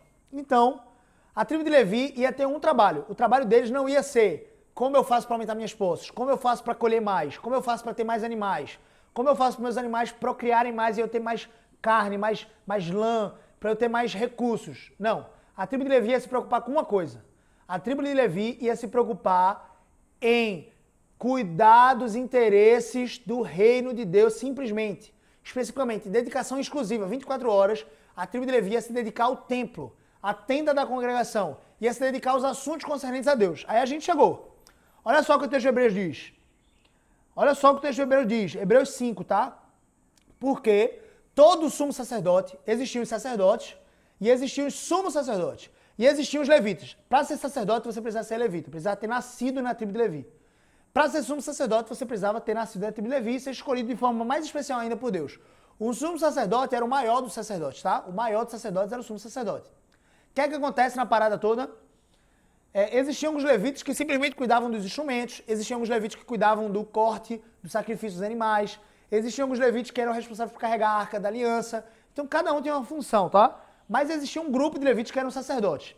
Esses sacerdotes, eles eram responsáveis por trazer as palavras de Deus. Na época eles não tinham Bíblia, gente. Moisés estava escrevendo ainda o Pentateuco. Os primeiros livros da Bíblia, Moisés escreveu ali o princípio, Adão, Deus foi revelando para ele no monte, e ele foi escrevendo como é que foi o princípio do mundo. Eu criei Adão, Adão me desobedeceu, eu criei Eva, na verdade, eles dois me desobedeceram, comeram do fruto proibido, aí Moisés saiu escrevendo. Eles não tinham lei. Então Deus, de alguma forma, se comunicava através de Moisés, o profeta. E se comunicava também através dos exercícios espirituais que os sacerdotes proviam. Naquela época, Cristo não tinha vindo ainda, o sacrifício de Jesus na cruz é o sacrifício perfeito. Então, na época, Deus, desde Adão até aquele momento ali, e Moisés estava escrevendo agora, postulando essas normas, essas leis, né? A lei veio quantos anos depois de Adão nascer, de Adão surgir? Muito tempo depois, né? Deus tinha colocado a lei no coração do homem, mas mesmo assim, ele agora estava trazendo a lei escrita, literalmente. Então Moisés diz assim, olha, gente, toda vez que vocês pecarem, vocês têm que trazer um sacrifício. Ah, Gabriel, por quê? Deus se agradava do sacrifício de animais? Deus se agradava de matar um inocente? Não. É porque ele estava apontando para o fato de que ele precisava matar um inocente filho dele, Jesus, na cruz do Calvário, para que eu e você pudéssemos ser salvos. Então, todo ser humano que viveu antes de Jesus nascer, antes de Jesus morrer, ele precisava, no seu exercício espiritual, todas as vezes que ele pecava contra Deus, toda vez que ele cometia um delito, transgredia a lei de Deus, ele precisava imolar um cordeiro puro, sem mácula, de um ano, geralmente sem defeito. Por que sem defeito, Gabriel? Quer dizer que Deus rejeita os defeituosos? Não. É porque simplesmente o sacrifício era mais aceitável se fosse perfeito, porque Jesus é perfeito. Jesus morreu sendo perfeito, sem pecado, percebe? Então, Deus queria que você trouxesse um animal sem defeito. Ou seja, ele queria que você sacrificasse a melhor parte do seu rebanho. A melhor parte do seu rebanho. Então, esse sacrifício era feito. Olha só o que diz aqui o texto de Hebreus, então. Porque todo sumo sacerdote, sendo escolhido dentre os homens, dentre os levitas, ele é constituído nas coisas concernentes a quê, gente? A fazer mais dinheiro, é? Ah, eu tenho que fazer mais meu gado procriar? Não. Deixa isso para as 11 outras tribos. Por exemplo, nesse exercício, quem é que é da tribo de Levi, entre aspas, hoje em dia? São os pastores e mestres. Eu, por exemplo, estou preocupado em fazer com que meus animais, metaforicamente falando, procriem mais, porque eu sou empreendedor. Eu estou aqui dividindo com vocês toda essa experiência, todo esse conhecimento bíblico, porque eu sou um irmão em Cristo, eu não sou um pastor. Isso aqui não é um sermão, tá? Apesar de estar mais longo do que muitos sermões, né? Mas, enfim, obrigado por você estar aqui até agora. Mas, enfim, o ponto é que eu estou aqui para compartilhar aquilo que Deus tem me ensinado. E eu quero fazer isso com você. Eu quero te ajudar a desenvolver a área 1. O ponto aqui específico é o seguinte. Então, esses homens, sumos sacerdotes, foram constituídos, escolhidos por Deus, para fazerem as coisas concernentes a Deus. Coisas que dizem respeito a Deus, especificamente. Ele não vai cuidar do animal, não vai cuidar do gado, ele não vai tirar lã para vender no comércio, ele não vai tirar carne para vender no comércio, ele não vai tirar a colheita para vender no comércio, ele não vai fazer isso. Ele vai fazer o quê? Cuidar do templo, cuidar da vida das pessoas. Cuidar da vida das pessoas é interessante, né? Porque não é uma fofoca, né? É cuidar literalmente, pastorear o coração das pessoas. Tem um trabalho para isso e esse trabalho muitas vezes é mais pesado do que o meu e o seu, tá? Se eu e você, nós não somos pastores, nós temos muitas vezes um trabalho menos pesado que os pastores, que tem um encargo espiritual por trás aí, né? É peso. E eles faziam isso a favor de quem? Tá aqui no versículo 1, a favor dos homens, para oferecer tanto dons como sacrifício pelos pecados. Então os sumos sacerdotes faziam isso, sacrifício pelos pecados e ofereciam dons. E esse sumo sacerdote humano, todo homem é o que, gente? Pecador, é falho. E esse sacerdote humano, ele é capaz de condoer-se dos ignorantes e dos que erram. Por quê? Porque ele é capaz de ter misericórdia dos que erram. Gente, o que significa misericórdia? Se você separar aqui etimologicamente a palavra, significa misericórdia. Misericórdia significa você colocar o seu coração na miséria do outro. Então, o meu irmão pecou contra mim, o meu cônjuge pecou contra mim, eu preciso, já que Deus é um Deus de misericórdia, ser misericordioso. Como é que eu vou ser misericordioso? É colocar o meu coração na miséria dele. Por que ele agiu dessa forma? Então, é compreender ele, não é passar a mão na cabeça, mas é ser misericordioso, entender uma perspectiva. Então, Deus é um Deus misericordioso, ele coloca o coração dele na nossa miséria, ou seja, ele sabe que nós somos pecadores e por isso ele mandou o seu filho morrer na cruz por nós. Então, um sacerdote humano, um sumo sacerdote, é capaz de ter essa condoência, né? de se condoer, de ter misericórdia dos ignorantes e dos que erram. Por quê? Porque ele mesmo está rodeado de fraquezas. Ele mesmo sabe o que é pecar. Ele mesmo tem que oferecer sacrifício por ele mesmo. O sumo sacerdote oferecia sacrifício pelo povo inteiro. O povo inteiro, cada um tinha que fazer sacrifício pelo seu próprio pecado. Mas o sumo sacerdote é que fazia esse sacrifício geral e ele fazia um sacrifício também pelos pecados dele. Olha que interessante. E por esta razão, deve oferecer sacrifício pelos pecados, tanto do povo como de mim mesmo. Eu estava no treinamento ontem que o cara não cria em Deus exatamente, ele falava sobre empreendedorismo. E ele falou assim, cara, é muito difícil, na lógica dele ele estava dizendo assim, cara, é muito difícil alguém que dizer assim, velho, eu consegui fazer isso, isso, isso porque Deus me deu a luz. É muito difícil ensinar para outras pessoas o que você fez, se você tem interesse em ensinar, se você diz que foi Deus que te ensinou. Foi Deus que apareceu assim na sua frente e disse assim, faz isso e isso. Aí ele fez, até porque se você tivesse esse canal direto com Deus, você seria milionário, bilionário. Por quê? Quem é que tem o WhatsApp de Deus? E aí, pobre engano dele, né? Pobre engano, porque Jesus ele nos deu esse WhatsApp. Jesus nos deu esse livre acesso a Deus. E ele não sabe disso. Pobre engano. Eu tenho misericórdia dele. Meu coração vai para a miséria dele, porque ele não entendeu ainda as Escrituras Sagradas. Jesus, ele trouxe o WhatsApp para mim e para você de Deus. Que WhatsApp, Gabriel? Mas não é o WhatsApp que ele vê assim, num dia depois, não. Tem um bocado de WhatsApp meu aí que eu nem vejo. Não, é um WhatsApp, só para você ter ideia, que ele vê instantaneamente, na medida que você ora. Mas tem uma condição. Olha que interessante, a gente vai ver essa condição aqui. Você precisa orar, essa é uma primeira condição, mas você precisa de outra coisa. Ninguém, pois, olha só o que diz o versículo 4, ninguém, pois, toma essa honra, ou seja, é uma honra ser considerado sumo sacerdote. Se você almeja ser pastor, né, episcopado, né, o episcopado, como Paulo diz lá em 1 Timóteo, você almeja uma excelente obra. É uma obra de honra. Não sei se foi a A.W. Tozer que disse, ou foi... Meu Deus, eu não sei qual foi o pastor norte-americano que disse isso. Se o meu filho tem um chamado pastoral, tem um chamado para a maior honra da vida humana, eu não quero que ele reduza essa honra se tornando um rei. Percebe isso? Olha que interessante. Rei, você ser rei da sua terra é menos honroso do que você ser, literalmente, um escolhido para pastorear corações. Olha que forte isso, tá, gente? E Jesus está dizendo aqui, Deus está dizendo aqui, ó, através de Hebreus, ninguém, pois, toma essa honra para si mesmo, ninguém, pois, faz assim, ei, eu quero ser pastor, eu quero essa honra para mim. Senão quando Deus chama essa pessoa. Precisa que Deus chame, meu filho. Não tente ser pastor sem Deus te chamar, não, porque você vai dar uma desgraça. Você vai cair, enfim, vai ser desgraçado. Vai ser miserável para você. Agora, se Deus está te chamando, você não tem outra escolha, não. Vá-se embora. Seja pastor de ovelhas. Viva como levitas, que cuidam de pessoas, que recebem o seu mantimento da igreja. Não tem nada de errado com isso, é certo isso.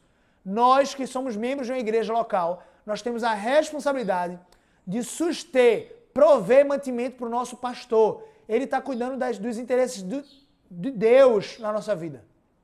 Ele está cuidando dos interesses de Deus, ele tem que estudar para nos ensinar muito.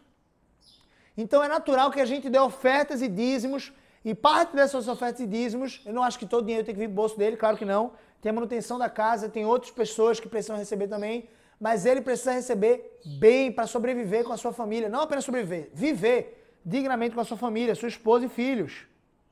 Então o pastor é digno de dobrar os honorários, como diz Paulo lá em Timóteo. Aí ele começa assim, ó, vê, ninguém pode tomar essa honra para si, senão quando chamado por Deus, como aconteceu com Arão. Quem foi que chamou Arão? Arão estava lá, vivendo a vida dele, aí Deus fala assim, Arão, vem cá, eu quero que você seja sumo sacerdote. Aí Arão fez assim, peraí, Deus, sério? Sério, vem ser. Aí Arão foi, né? Vai deixar de obedecer o mestre? Vai deixar de obedecer a Deus? As estrelas obedecem a Deus, o fogo do vulcão obedece a Deus, as chuvas, o mar lhe obedecem. Você, ser humano, você não vai obedecer a Deus, não é? Tem que obedecer. Aí entra no versículo 5, aqui a gente entra no clímax, tá? No clímax desse estudo. Assim também Cristo, Jesus Cristo, a si mesmo não se glorificou. Ele não tomou essa honra para si. Jesus não disse assim, vem cá, eu faço isso. Pai, me envia para a terra. Não, olha só.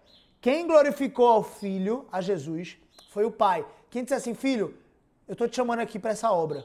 Uma obra que só Ele poderia fazer. Morrer pelos meus e pelos seus pecados. Ah, Gabriel, mas eu também morro. Mas se você vive uma vida perfeita diante de Deus, você vive sem mácula, você é o Cordeiro de Deus sem mácula, sem pecado. Você consegue viver cada segundo da sua vida sem parar, amando a Deus acima de todas as coisas, acima de todo, com toda a sua força, todo o seu amor, todo o seu entendimento. Você consegue amar o seu próximo como Cristo te amou. de forma perfeita todos os segundos da sua vida. Não, a gente vai quebrar esses mandamentos. A gente vai falhar. Então a gente é falho, a gente não tem essa autoridade para morrer na cruz pelo pecado de ninguém, de seu ninguém. Ah, Gabriel, mas se eu pudesse morrer pelos pecados do meu filho, não vai valer a pena não, meu filho. Se você morrer pelos pecados do seu filho, não vai santificar ele em nada. Agora, Jesus morreu pelo meu e seu pecado. O que é que a gente precisa fazer? Obedecer, porque a obediência é a crença material. É a crença tangibilizada. Se eu obedeço é porque eu crio de fato. Se eu só creio cognitivamente e não obedeço a Deus, vou pro carnaval, vou para não sei onde, sou promíscuo, vou para showzinho de Gustavo Lima, fico com um bocado de menina, transo com muitas outras. Se eu não obedeço a Deus, sinceramente, até Satanás faz mais do que eu. Porque Tiago diz que ele crê e treme diante de Deus. Se ele crê e treme... Ih, galera, tá dando uma fome da puxa. 9h50 aqui, eu tô na segunda live sem tomar café. Bom, mas vamos lá.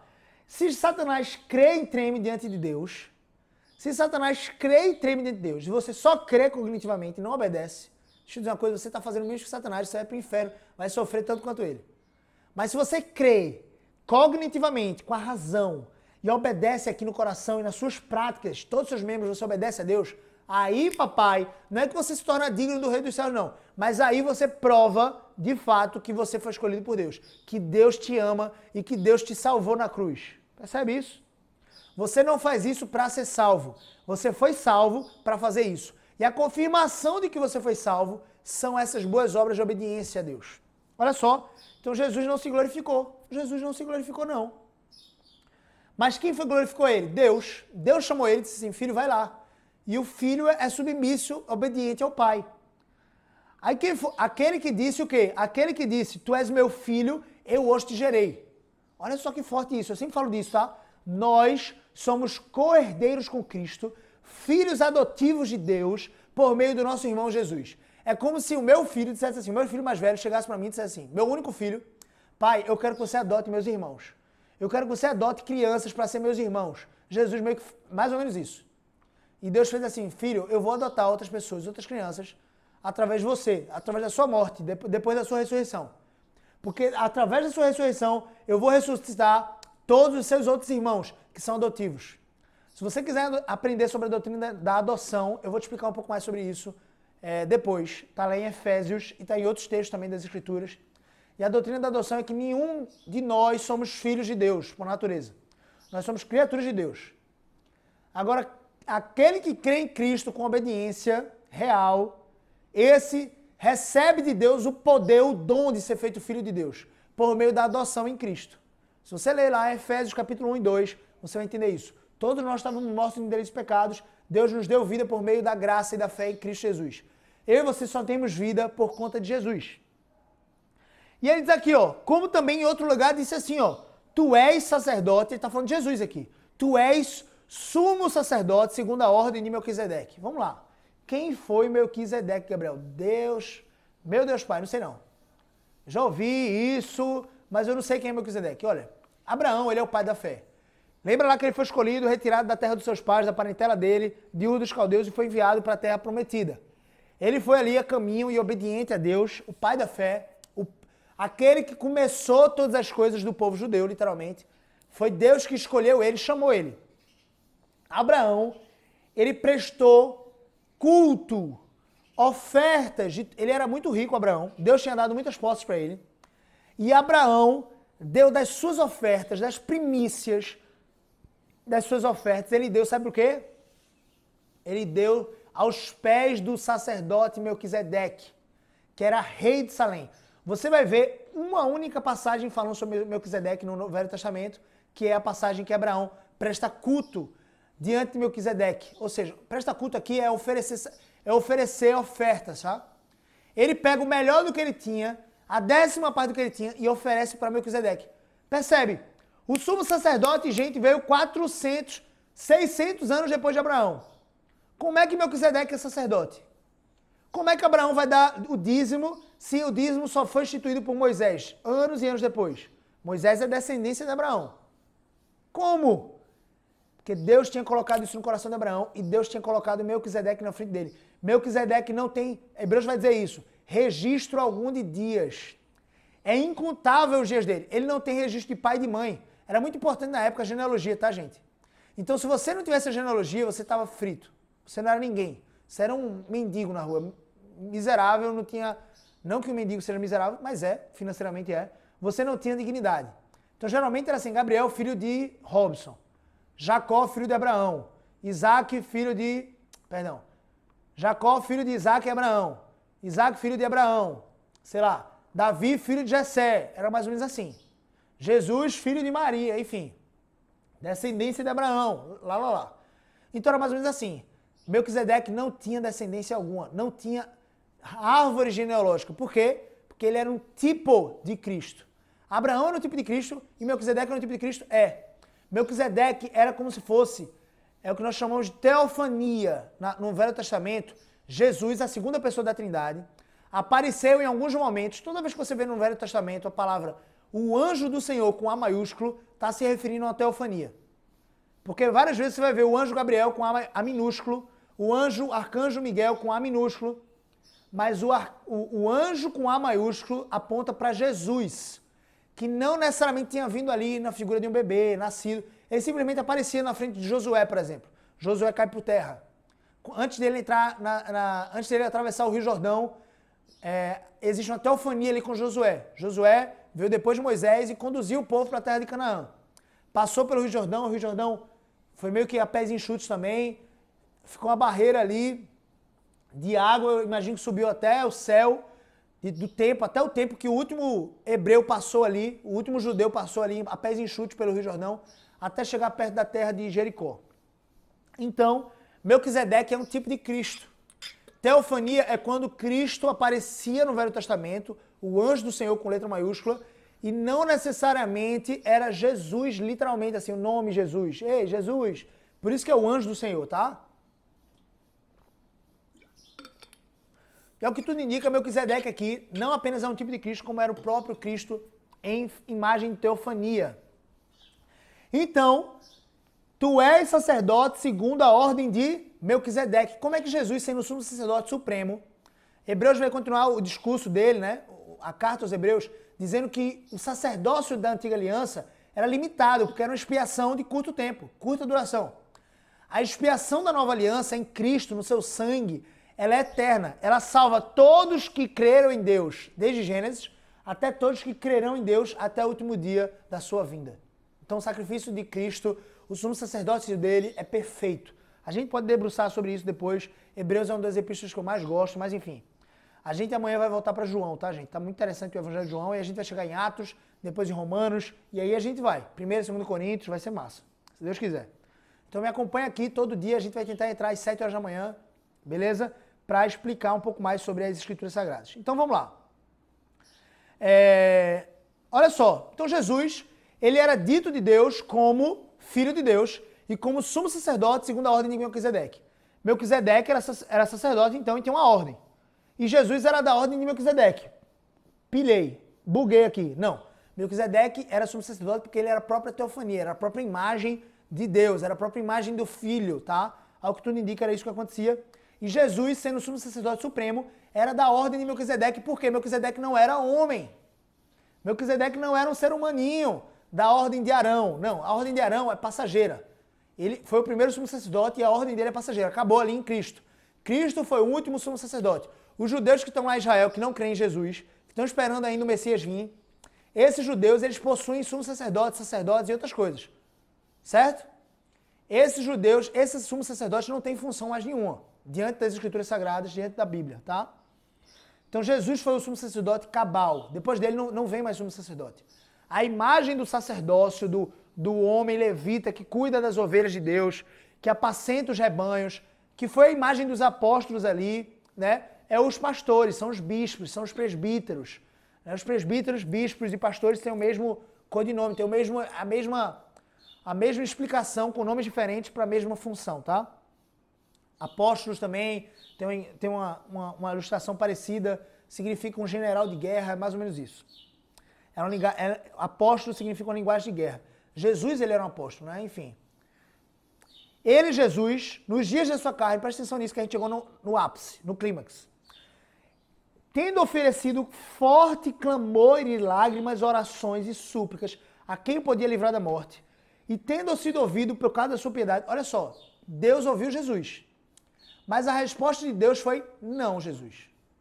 Jesus, você vai beber do cálice. Jesus estava lá, em desespero profundo. Por quê? Porque ele estava com medo do chicote romano, foi? Porque ele estava com medo do prego na mão? Não. Porque ele estava, sabe o quê? Apavorado com o único momento na eternidade inteira em que ele ia experimentar a dor do inferno sobre si. Para ele nos salvar, ele precisou experimentar a condenação eterna em 3 dias ali. Ele precisou se separar de Deus. Ele precisou, no único momento de toda a eternidade em que Deus Filho se separa de Deus Pai por alguns instantes, porque ele se fez pecado por nós. Ele que não conhecia pecado, diz Isaías 55 e 53, ele que não conhecia pecado se fez pecado por nós. Paulo vai dizer que ele se fez maldição por nós. O que era bendito eternamente, aquele que os anjos louvavam, ele se fez maldito por mim e por você. E Deus não tem comunhão com o pecado, ele se fez pecado por nós. Ele não pecou, ele se fez o próprio pecado. E Deus não tem comunhão com o pecado, então Jesus sabia que um momento de separação entre ele e o Deus Pai ia acontecer. E ele estava apavorado com essa cena. Ele estava com medo dessa cena. Percebe o apego de Jesus? Percebe o apego de Jesus a Deus? E eu e você, muitas vezes, a gente negligencia a nossa vida com Deus. Ah, não, vamos passar 2 horas assistindo um filme, vamos passar 2 horas assistindo um jogo, a gente até se reúne, faz pipoca, mas gastar 2 horas lendo as escrituras, orando, meditando na palavra, eu e você, nós não topamos isso. Nós não topamos isso. É muito 2 horas. O meu dia, afinal, eu tenho que trabalhar, afinal, eu tenho que estar contra de outras coisas. Eu não estou dizendo que você precisa dedicar 2 horas, mas eu estou dizendo que você não pode negligenciar o seu alimento espiritual. Pelo amor de Deus, Jesus tinha esse apego, ele é o nosso modelo perfeito. Eu e você precisamos ter esse apego também. Ah, como eu vibro por isso, porque eu mesmo negligencio esse momento várias vezes. Há poucos meses atrás eu estava negligenciando isso mais do que qualquer outro cristão. E eu caía em pecados, porque eu estava desnutrido. Percebe? Preciso de ajuda. Você precisa de ajuda. Peça a Deus. Deus, me dá vontade de ler a tua palavra. Eu sei que é importante. Eu sei como eu sou miserável, porque a tua palavra é santa, é bendita, é eterna, é maravilhosa. E eu não quero ler. Me dá vontade, Pai. Clama, chora diante de Deus. Pede para Ele te dar vontade de ler as Escrituras, de orar, de gastar um tempo em jejum e oração. Faz isso. Olha o que diz os escritores hebreus, olha o que diz. Aquele que podia ouvir e ouviu, só o ouviu por conta da sua piedade. Existem 2 braços aqui. Deus pode operar um milagre. Escuta isso. Deus pode operar um milagre, pode te ouvir. Pela sua graça infinita, simplesmente. Olha, meu filho não está merecendo nada, ele não merece nada mesmo. E ele foi lá e fez isso. Sabe quando é que Jesus fez isso? Deus fez isso com você, comigo? Quando eu e você, nós nos convertemos. Quando eu e você nós nos convertemos, foi uma ação exclusiva de Deus. Deus fez assim, ei, eu quero te salvar. Porque eu e você nós não buscaríamos a Deus. Paulo diz isso, ninguém, não há quem busque a Deus. Eu e você nós não buscaríamos a Deus. Percebe? Eu e você nós não buscaríamos a Deus. Nós fugiríamos de Deus. Fugiríamos. Até que Deus age por esse braço e diz assim, eu vou salvar ele, mesmo sendo ele miserável pecador. Por quê? Ele nos deu vida, estando nós mortos nos delitos e pecados. Um morto faz o quê? Escolhe a Deus, é? Ih, Deus, eu quero te seguir agora. Não, um morto só faz feder. Um morto só faz feder. Eu e você, nós estávamos mortos. Deus fez assim, eu quero te salvar. Ele nos salvou sendo nós ainda pecadores. Ele não fez assim, eu vou salvar Gabriel, porque Gabriel é muito bonzinho. Olha como ele vai ser bom. Não, ele me salvou e te salvou porque ele nos amou, sendo nós ainda pecadores. E nós continuamos pecadores, só que agora a jornada mudou. Nós somos pecadores arrependidos. Olha que lindo.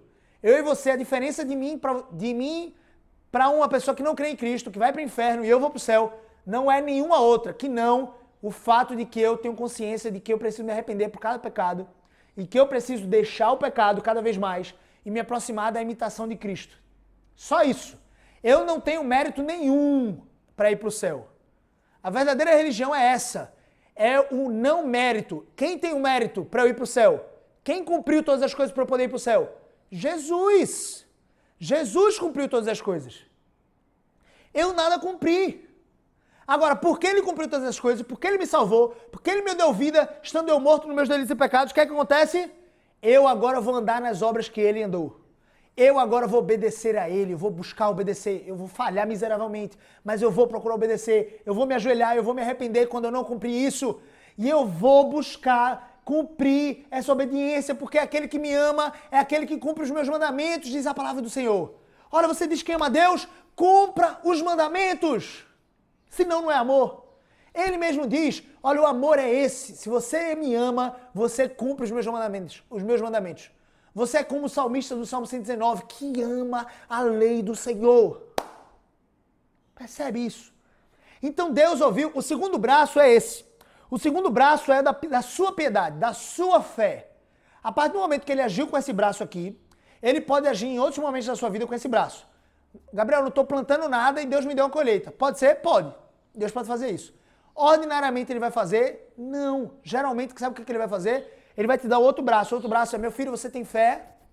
Meu filho, se você tem fé, Tiago vai dizer, a fé sem obras é morta. Se você tem fé, vai lá e trabalha. Se você tem fé que eu vou dar o resultado, a sementeira, que eu vou dar o crescimento para a sua semente, vai lá, ara a terra, rega a terra e planta a semente. Tenha fé, fé prática. O outro braço de Deus é esse. Olha só como Deus prestigia esse outro braço aqui de Jesus, tá? Esse outro braço.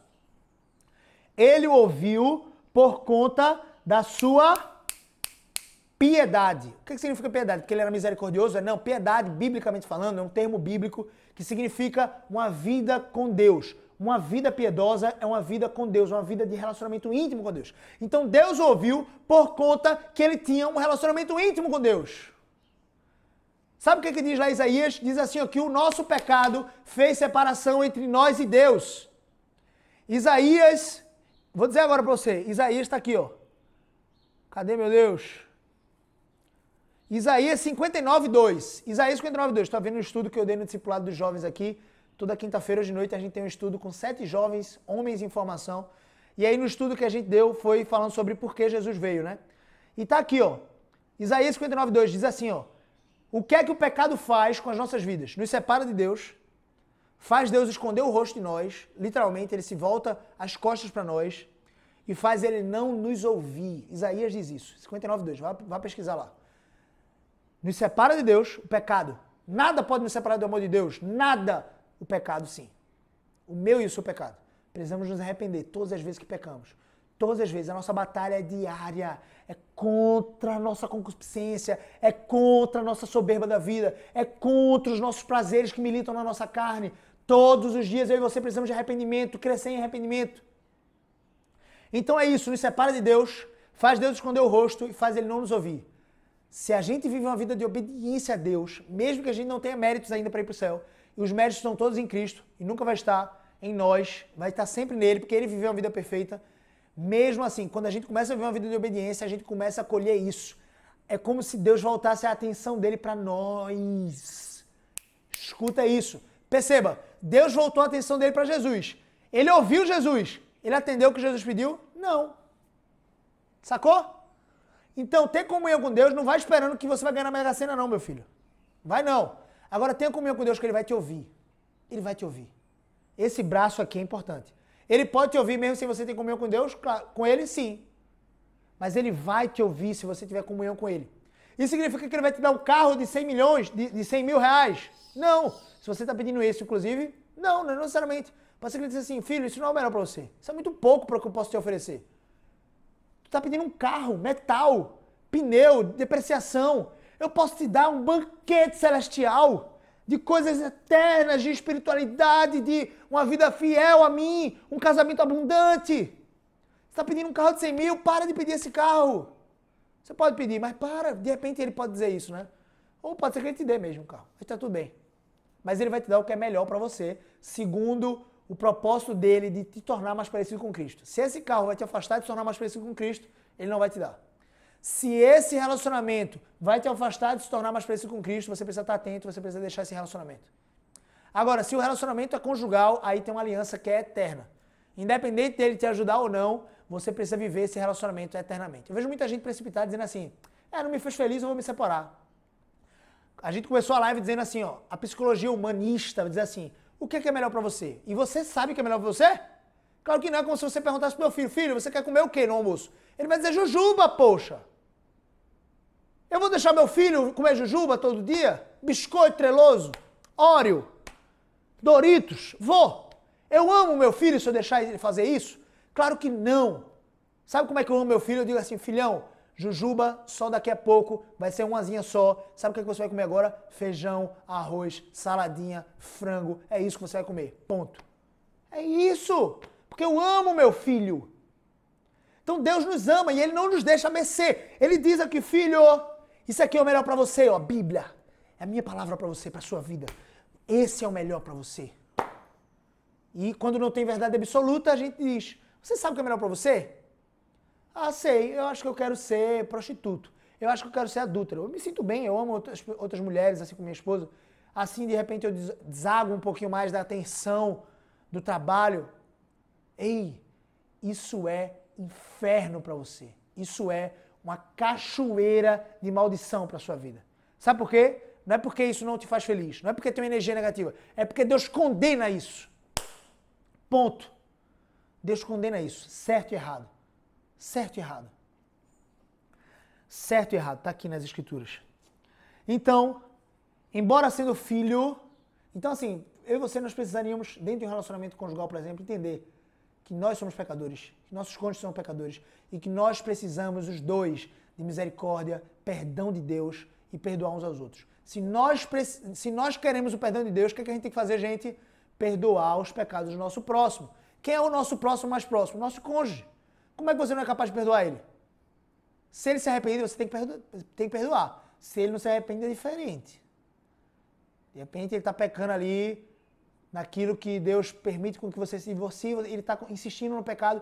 Eu acho que você tem que insistir por um tempo. Por um bom tempo, talvez um ano aí insistindo, para que ele conscientize-se de que ele está colhendo maldição, que ele está entristecendo o Espírito Santo de Deus. Ah não, Gabriel, mas ele não tem temor nenhum de Deus. Continua orando. Mas ele não está se arrependendo, filhinha? Filhinho, sai fora. Aí sim. É o único meio lícito pelo qual você... São 3 motivos, né? Abandono, agressão física consistente e adultério consistente. Perceba que eu disse consistente por quê? Porque se ele comete o adultério uma vez e se arrepende, você tem que perdoar ele. Não vai ser fácil, ele vai ter que reconquistar a sua confiança, mas você tem que perdoar ele. Se ele te agride ou ela te agride, fisicamente ou verbalmente, você tem que perdoar. A não ser que isso seja consistente. Se ele não se arrepende, aí você pode abandonar o casamento. Se ele te abandona, foi lá para outro país, foi viver lá, tá nem aí para você. E isso é consistente, você chama ele, meu amor, cadê você? Venha para cá, venha para casa. E ele não aparece para 6 meses, 1 ano. Você pode pedir carta de divórcio. E são esses 3 pré-requisitos bíblicos, são os únicos que você pode pedir divórcio. Agora não, Gabriel, ele me ofende porque ele fala que eu não estou bonita. Desculpa. Ora por ele, ora por você. Começa a ter contentamento em Deus, independente do seu marido te achar bonito ou não. Começa a orar para que ele veja a miséria dele, do pecado dele, e para que ele possa começar a crer em Cristo, amar o Senhor Jesus acima de todas as coisas, e por consequência te amar. E dizer assim, ei, você é linda, meu amor. Você é a mulher mais linda do mundo. Percebendo isso?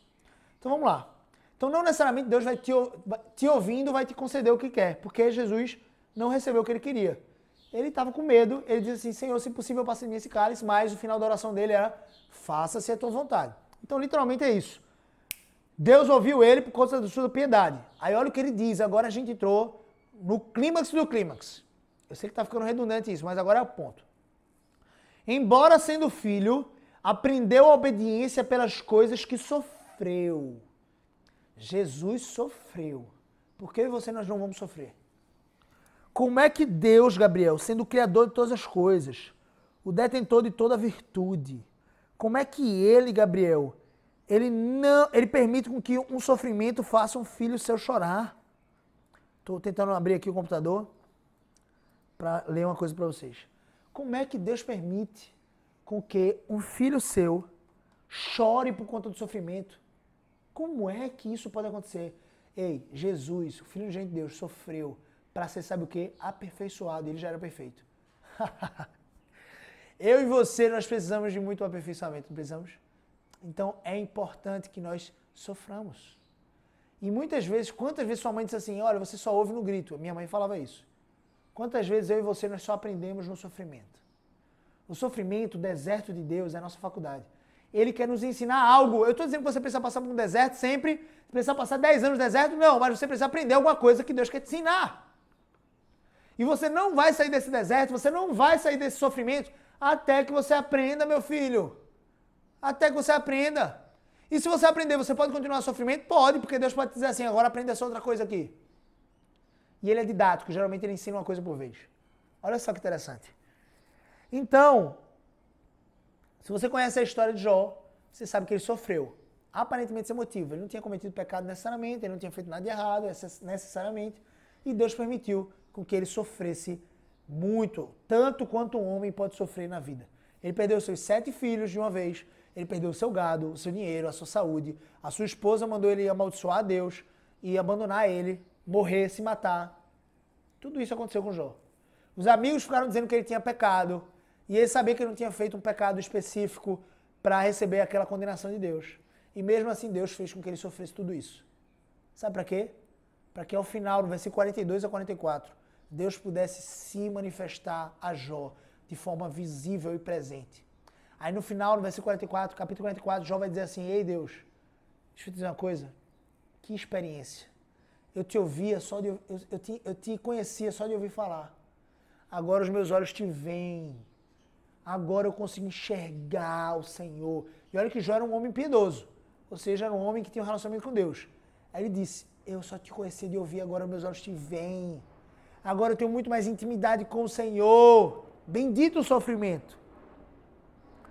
O sofrimento e a dor que Jesus sofreu foi para aperfeiçoá-lo. Para mim e para você também. E olha o que Jesus recebeu como não só recompensa nesse aperfeiçoamento. Ele se tornou o autor da salvação eterna para todos que lhe obedecem.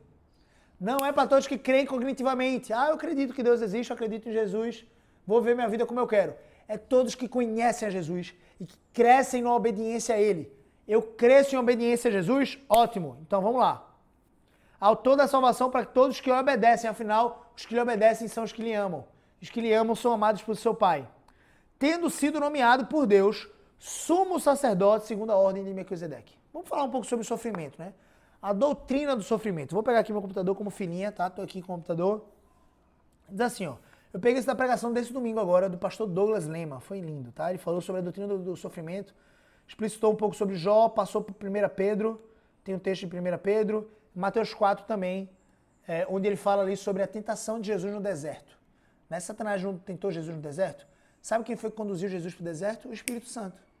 Ele foi batizado por João Batista nas águas do Jordão e depois, Mateus 5 vai dizer, Mateus 4 vai dizer que o Espírito Santo de Deus conduziu ele para o deserto com o fim, com a finalidade de ser tentado por Satanás. Olha que lindo. Então ele passou 40 dias no deserto e ele foi tentado em todas as coisas por Satanás. E aí Mateus registra as 3 coisas que mais foram fortes no âmago das nossas fraquezas humanas que Satanás tentou a Jesus. Glória, louvor dos homens e domínio, tá? Então tudo isso Satanás tentou Jesus e Jesus segurou a barra. Arreda Satanás. Por isso que a palavra de Deus diz, resisti ao diabo e o diabo fugirá de vós. Satanás veio te tentar, a sua carne é inclinada para o mal, você resistiu, você lembrou do versículo bíblico, agora, ótimo, legal, agora é o seu momento. Ei, Satanás, deixa eu te dizer uma coisa, eu não vou cair na sua não. Eu vou resistir, eu vou viver uma vida de obediência ao meu Deus. Ao meu Deus. Olha só, Satanás não vem às vezes, não vem de chifre não, tá? Às vezes ele vem transvestido de um homem sensual, bonito, atraente, que te chama de bonita no trabalho. Às vezes ele que te canta, te galanteia, você tem marido. Então, às vezes ele vem travestido de mulher. Aconteceu com o José isso, eu contei a história dele. Aconteceu. A mulher de Potifar estava lá e disse assim, ó, me possua. Ou seja, literalmente, transe comigo, faça sexo comigo. O que foi que José fez? Deixa eu pensar. Ficou lá, foi. Falei assim, ó, sabe de uma coisa? Eu vou fugir porque eu sou fraco. Se brincar, ela tirar a roupa aqui, eu vou terminar pulando em cima dela. Eu vou fugir. Fuja, meu amigão. Sai de perto da mulher adulta, sai de perto daquela colega do trabalho que fica te alisando, acariciando, chamando de meu amor. Sai de perto, maldito todo aquele que tenta te afastar dos caminhos do Senhor e tenta te afastar do seu relacionamento conjugal e tenta te afastar de uma vida de fidelidade. Então sai de perto, pelo amor de Deus, foge. Toma coragem de ser homem como José. Toma coragem de ser mulher como... Quem? Sei lá. Igual José fez, fugir da tentação. Então Jesus resistiu à tentação ali de Satanás e Satanás fugiu dele. Resistiu ao diabo e ele fugirá de vós. Arreda Satanás. Satanás fugiu e não mais tentou necessariamente Jesus ali naquele período. Vamos pensar aqui nas virtudes do sofrimento, tá? O sofrimento tem algumas virtudes, ele traz alguns benefícios. Eu vou listar aqui alguns benefícios que o sofrimento traz. Humildade. O sofrimento pode nos trazer humildade. Pode nos colocar na posição que nós realmente devemos estar diante de Deus. Perseverança, um valor singular demais, que é um ensinamento que pode te tornar, inclusive, milionário. Existem valores de perseverança que vão te ajudar, inclusive, a construir riqueza monetária. Olha que interessante. Perseverança, mas não apenas essa, perseverança para o reino, perseverança de viver uma vida aqui, saber que o sofrimento dessa vida é passageiro. Mesmo que você sofra a vida toda, meu amigo, desde o seu primeiro dia até o seu 100º ano, mesmo que você sofra a sua vida toda, é uma centelha da eternidade que você vai desfrutar com Deus. Essa vida é passageira, percebe? É muito passageira. Então, se liga nisso. Perseverança, paciência. Aquele que espera em Deus se torna paciente, tá? Então, paciência é uma virtude, é um benefício do sofrimento. A gente aprende a ser paciente. Momentos para testemunhar da fidelidade de Deus. Jó fez isso. Jesus fez isso. Sofrendo e Deus é fiel. Deus é maravilhoso. Jó sofreu, perdeu os filhos. Deus me deu. Deus tomou. Bendito seja Deus. Então, momentos de você testemunhar a fidelidade de Deus. Confiança em Deus. Olha só. Quinto, confiança em Deus. Não perde a conta, não. Você cria um maior relacionamento de confiança com Deus. Sexto, arrependimento e quebrantamento. Muitas vezes você pecou mesmo, você está sofrendo por conta disso. Você adulterou, você cometeu algum pecado, então você precisa se arrepender diante de Deus, precisa pedir perdão para quem você ofendeu, humanamente falando. Então, arrependimento e quebrantamento. Sétimo, meu Deus, é isso mesmo. Esperança em Deus. Confiança em Deus, esperança, né? Esperança maior que o caos. A nossa esperança precisa ser maior que o nosso caos, maior que a nossa dor, porque senão a gente não vai caminhar para frente, não vai sair da cama. Oitavo, coragem. A gente ganha coragem quando a gente está em sofrimento. Nono, faz com que nos ajoelhemos mais facilmente. Olha, só essa virtude já valeria o sofrimento, tá? Já valeria o sofrimento. Quanto tempo faz que você não ajoelha diante de Deus, ao lado da sua cama, junto com o seu cônjuge? Quanto tempo faz que você não ajoelha e passa 30 minutos conversando com Deus, pedindo misericórdia a Ele pela vida dos suas famílias, seus conhecidos no trabalho, pedindo salvação, pedindo misericórdia e perdão para a sua vida? Quanto tempo faz que você não ajoelha? Olha só, o nono, o sofrimento faz com que nos ajoelhemos com mais facilidade diante de Deus. Décimo, desenvolve um contentamento no Senhor, ou seja, eu estou sofrendo, mas eu sou feliz em Deus. Décimo primeiro, isso é loucura para o mundo, tá? Décimo primeiro, as marcas de Cristo em sua vida. Ele sofreu, você também está sofrendo. Décimo segundo, oportunidade de se tornar mais parecido com Cristo. Ou seja, Paulo diz isso, né? Tanto sei estar humilhado como sei ser exaltado. Tanto sei viver em fartura quanto em pobreza, em escassez. Tudo posso naquele que me fortalece. Oportunidade de se tornar mais parecido com Cristo, ou seja, eu tudo posso naquele que me fortalece. Inclusive, eu posso passar por sofrimento, sem ficar xingando Deus, sem ficar dizendo que Ele me esqueceu, sem ficar dizendo que Ele é injusto. Ou seja, enfim, as marcas de Cristo em sua vida, oportunidade de se parecer mais com Cristo, 12º. 13º, gera mais amor. Então, literalmente, gera mais amor. Sofrimento gera mais amor. 14º, almas fortes e brilhantes que refletem a glória de Deus. O sofrimento e a dor geram almas fortes e brilhantes, deveriam gerar. Por isso que John Piper é um pastor norte-americano, ele vai dizer que você não deve desperdiçar o seu câncer. Se você está sofrendo com câncer terminal, não desperdice isso. Use isso para brilhar a glória de Cristo, para dar testemunho da glória de Deus, que está te levando para o lar celestial. E eu não convido você a desistir, não. Lute contra o câncer. Faça quimioterapia, faça o rádio, sofra o que for que sofrer. Mas enquanto isso, esteja contente em Deus. Glorifique a Deus, porque de repente pode ser que Ele te leve para casa ou Ele te cure. Ore por cura, mas ore também para pensar, Deus, se o Senhor quiser me levar para casa, eu estou satisfeito, porque a sua casa não é aqui. A nossa casa não é aqui, nossa morada não é nessa vida, nesse mundo. Nossa morada é no céu, tá bom? Almas fortes e brilhantes que refletem a glória de Deus. E finalmente, a dor e o sofrimento, a lista não acabaria aqui, tá? Mas eu vou parar por aqui. Ajudar de uma maneira melhor os outros que sofrem. 2 Coríntios, consolar os que sofrem. Ou seja, Paulo diz lá, eu sofri tudo que eu sofri para poder consolar os que sofrem. Então o seu sofrimento, se você está sofrendo a dor de um adultério e você está precisando perdoar, esse é o sofrimento que você está passando, essa dor que você está passando, você não entende por quê, mas você agora tem capacidade de ajudar os que sofrem. Você tem capacidade de ensinar como perdoar o seu cônjuge. Percebe isso? Se você está passando por um câncer e você está lutando contra o câncer, você tem capacidade de ensinar os outros a terem contentamento em Deus. A como você mesmo sofrendo mantém um sorriso no rosto e alegria plena. Percebe isso? Então esses são grandes benefícios do sofrimento. Jesus sofreu, nós também sofreremos. Nesse mundo passareis por aflições. É uma certeza, você vai sofrer aflições. Sofrimento, dor. Mas tem de bom ânimo, porque eu venci o mundo. Ou seja, a esperança que você tem que colocar não é nesse mundo, não é nessa terra, não é nesses galhos aqui. Deixa eu fazer para vocês, ó. Tá vendo esses galhos aqui? Tanto esses galhos quanto toda essa floresta vai embora daqui a um tempo. É passageiro. Vai embora. Não coloque a sua esperança nesse galho, nessa vida, nessa terra, nesse mundo, na sua casa, no seu carro, no seu casamento. Coloque a sua esperança em Deus e tenha alegria eterna, perene com Ele. Perfeito? Então é isso, pessoal. Tá bom? Essa foi a nossa live. Vamos orar para finalizar. A gente foi lá para o Antigo Testamento, finalizou aqui, mas o texto base da nossa lição, da nossa exposição, do nosso estudo foi Hebreus capítulo 5. Depois lê esse texto e também não esqueça de fazer a sua devocional individual com Deus. Vamos orar. Senhor, muito obrigado por cada pessoa que ficou aqui até o final, Pai. Quase 2 horas de conteúdo.